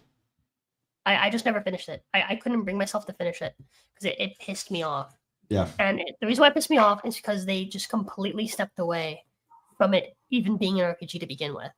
The enemies are not scaled off of your level, right? Like how to put this? No matter how much you grinded the game to prepare for the DLC, sorry, you can't play the DLC your way. Yeah. Right? The difficulty for the DLC is not dependent on you as a player and how you wanted to experience the DLC. It's Miyazaki wants you to play this his way, which means that instead you have to go, your levels don't matter for the fights. What matters is how many of this obscure item you've collected. We're not playing an RPG anymore where things are based off of Fetch quest. Off of putting stats into like putting points to stats to make a build. No, none of that matters. What matters now is that you go and you acquire these arbitrary items that will give you a flat stat boost. And the more these you acquire, the easier the DLC is. And you're supposed to go and acquire these before you fight bosses. Because Miyazaki wanted everyone to have the exact same experience, regardless of how much you leveled or how much you played the game.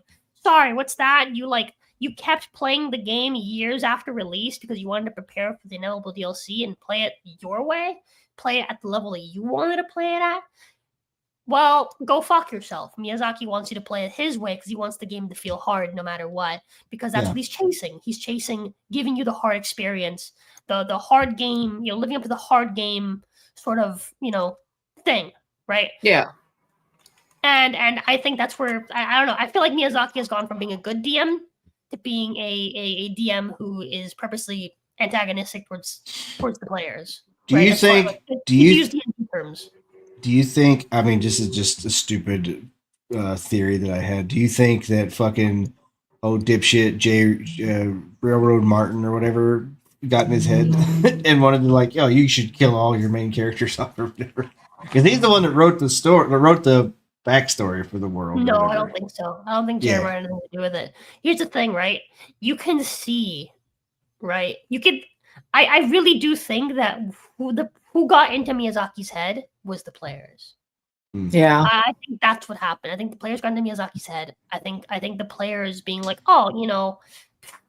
the fucking Dark Souls 3 Poison Swamp, it's not as bad as, the poison area in Dark Souls 1. Oh man, you should have seen Blighttown. Oh man, Blighttown, right? Oh, the Elder Ring Poison Swamp, it's nothing compared to Blighttown, right? And I think what it is that like because everyone always talks about like, oh, here's it's Miyazaki game, it's got to have a poison swamp. Why? Why does it have to have a poison swamp?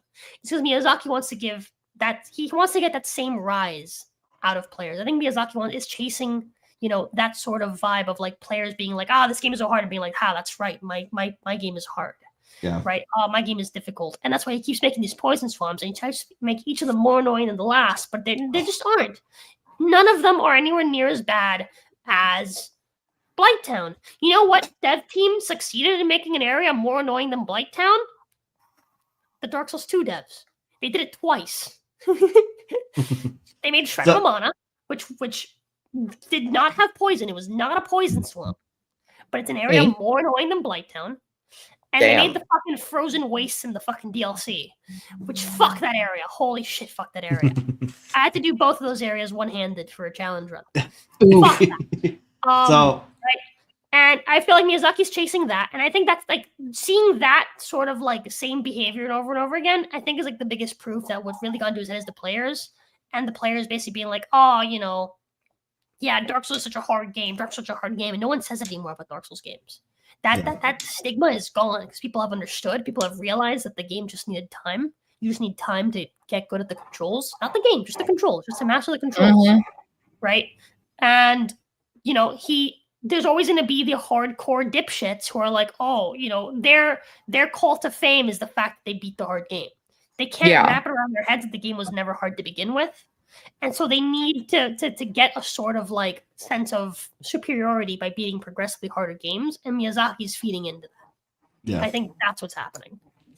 I can see that. To me, the way you talk about Miyazaki, I feel the same way like with Kojima. And just like how crazy his fucking ideas are. Like my thinking was with Death Stranding or whatever. Metal Gear You was don't like random goop babies? Metal Gear was crazy, but Konami kept him like on a leash, and then when he got out, he made fucking Death Stranding, which he didn't have anybody telling him no. That's what Death Stranding is with Kojima. I just thought that was funny because I feel the same way. I feel that way, the way Jeannie feels about Miyazaki. I'm not a Souls guy. Like I literally played Elden Ring, and I begrudgingly got into it. I enjoyed my time with it, but I've never played any of the other Souls games. I played Sekiro for like a little bit. I fucking rage quit out on that shit. It's just not for me. I don't. I platinum Sekiro. You know. I was one of the first like 50 people to platinum Sekiro. Nice. Damn. Yeah. I wanted to watch this one trailer before. I'm gonna have to go. I have to get up early as shit in the morning to go to work. Yeah. I'm gonna watch this. So we got the Monster Hunter Street Fighter 6 crossover, which we knew the Street Fighter collab was coming. I was just curious what it was gonna be. So This is interesting. yeah. Has the weight of my fist sparked a killing intent within you, Hunter? That's the fucking that's the VO from Overlord or whatever, but I don't know. Is Akuma gonna become a fucking monster? Well, he was a skin in Rise. Oh, he's a skin. Okay. So you got Akuma back. With Akuma moves, though, you can fucking fist fight the monster. Let's go. They gave you like a Hadouken and shit in World, But it was just an emote. Yeah, it was just an emote. This is like a full-on moveset. Like, sure, you could technically use the emote to damage the monster, but it was basically like if you did shadow boxing against it. You got ones and twos. This actually looks like I could beat What the fuck out of fuck? the monster. It's Blanca. They gave you a fucking Blanca costume for your. Perfect. You can't just ignore Blanca, man. You gotta have him all the time.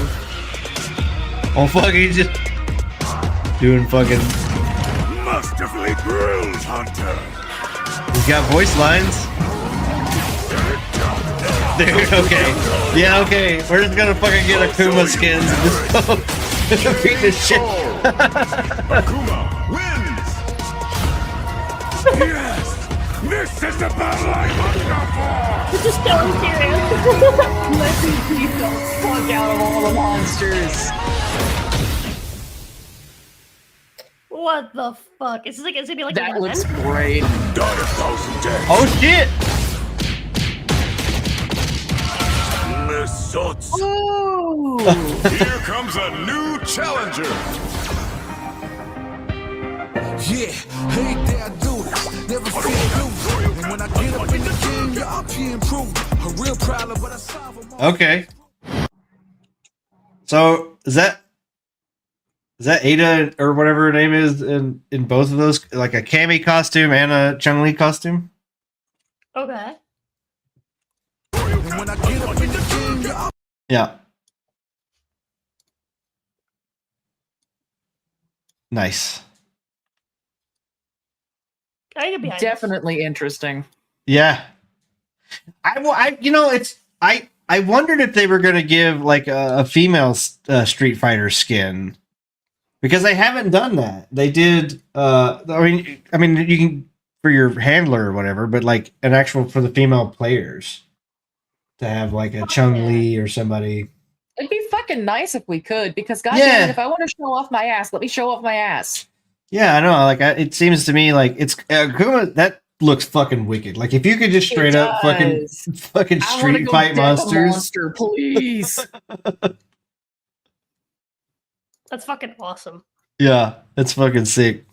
But like I said, I wish they would have gave like an actual for the female hunters or whatever, a female Street Fighter character. I feel like it's a missed opportunity. It is. But still sick nonetheless. What day was it? May 28th. next week. Huh. Cool. Cool. I'd have to look into re-downloading it because I'll admit I uninstalled the thing since every time I played it, I got motion sick. Yeah, that's what sucks. So you didn't play it on like a lower performing system, did you, Rosa? Monster Hunter? The Wilds? Yeah. I played on PS5. Yeah, so I've had no issues. so on PC, if you didn't have like a high specs PC, it looked and It ran runs like ass. it runs like absolute dog shit. And if For you turn the one, settings all the way massive- down, it literally It looks still like a doesn't matter. PS2 game. And it still doesn't matter because you're still gonna lag like shit. So you know that god awful smear that they've been doing to try and make it seem like stuff is smooth. Yeah, frame gen bullshit.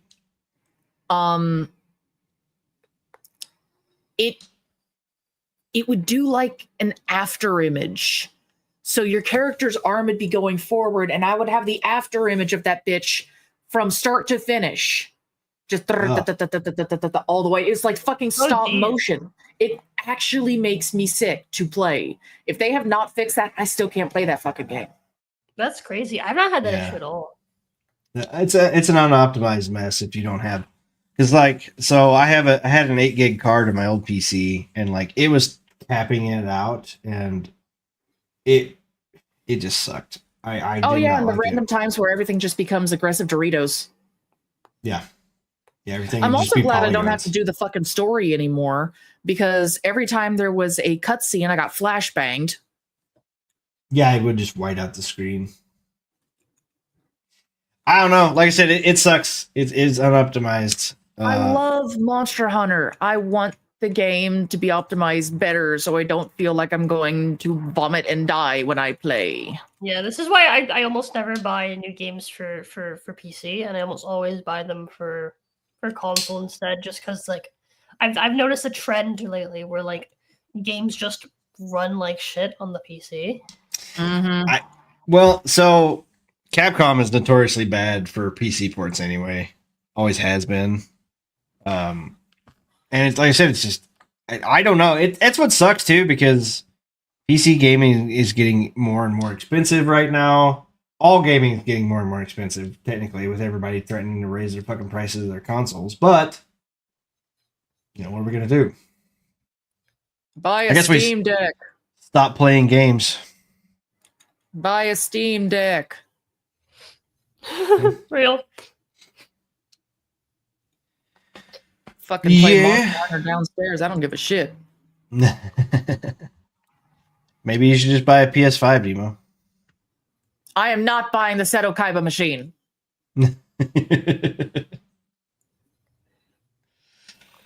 All right, it is.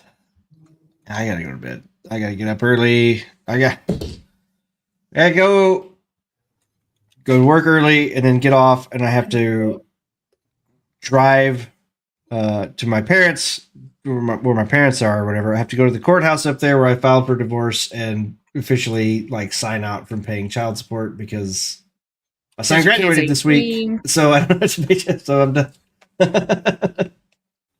Hell yeah. But I gotta get Very up there. nice. Yeah, and fix the AC on my pickup that stopped working. So Yeah, there's that fun shit. yeah, super fun.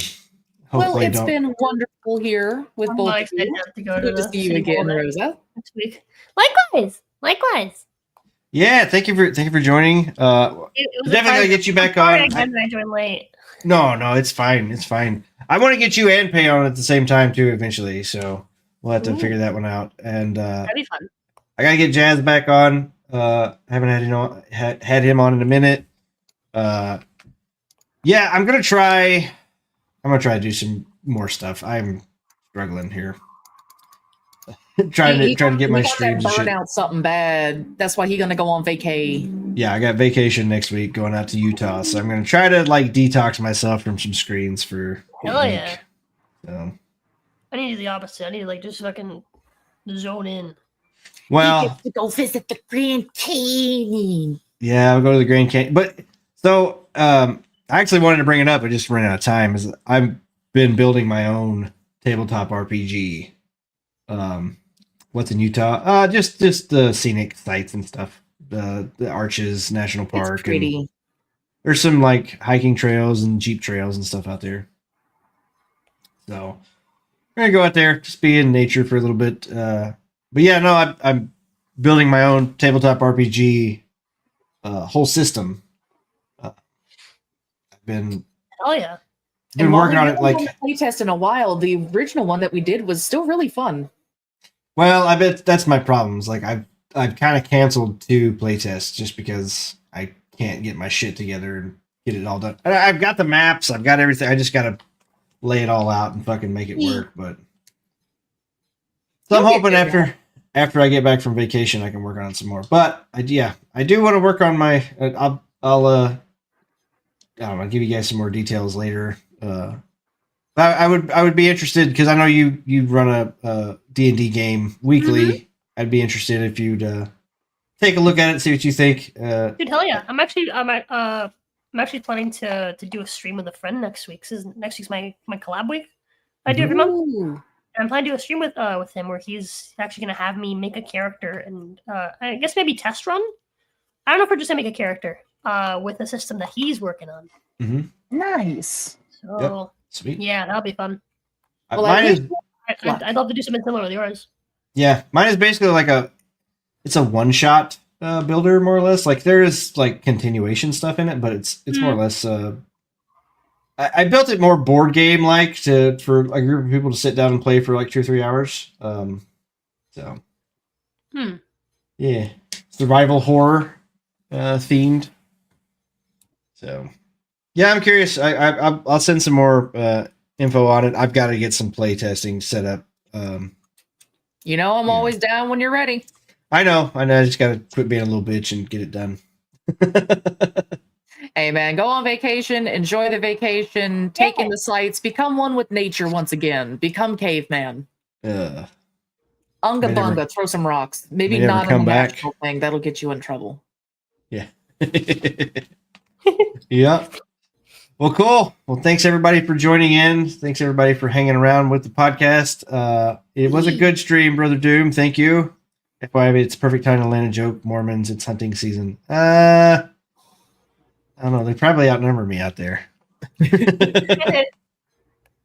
So cool. Well, thanks everybody. We will be back again next Thursday. One more podcast before I go on vacation, and then I will be off for a week or 2, and then be back. So go check out Rosa/GD at Mercury Manor on YouTube and Twitch. Check out Nemo Mimi streaming 5 days a week on Twitch, and follow us around on all the places or whatever. Good stream. Have fun with your vacation. Thank you. Will do. All right. I'm bad at rating, so I don't even have anybody pulled up to raid. So we're just going to end the stream. Have a good night, everyone. Have a good night.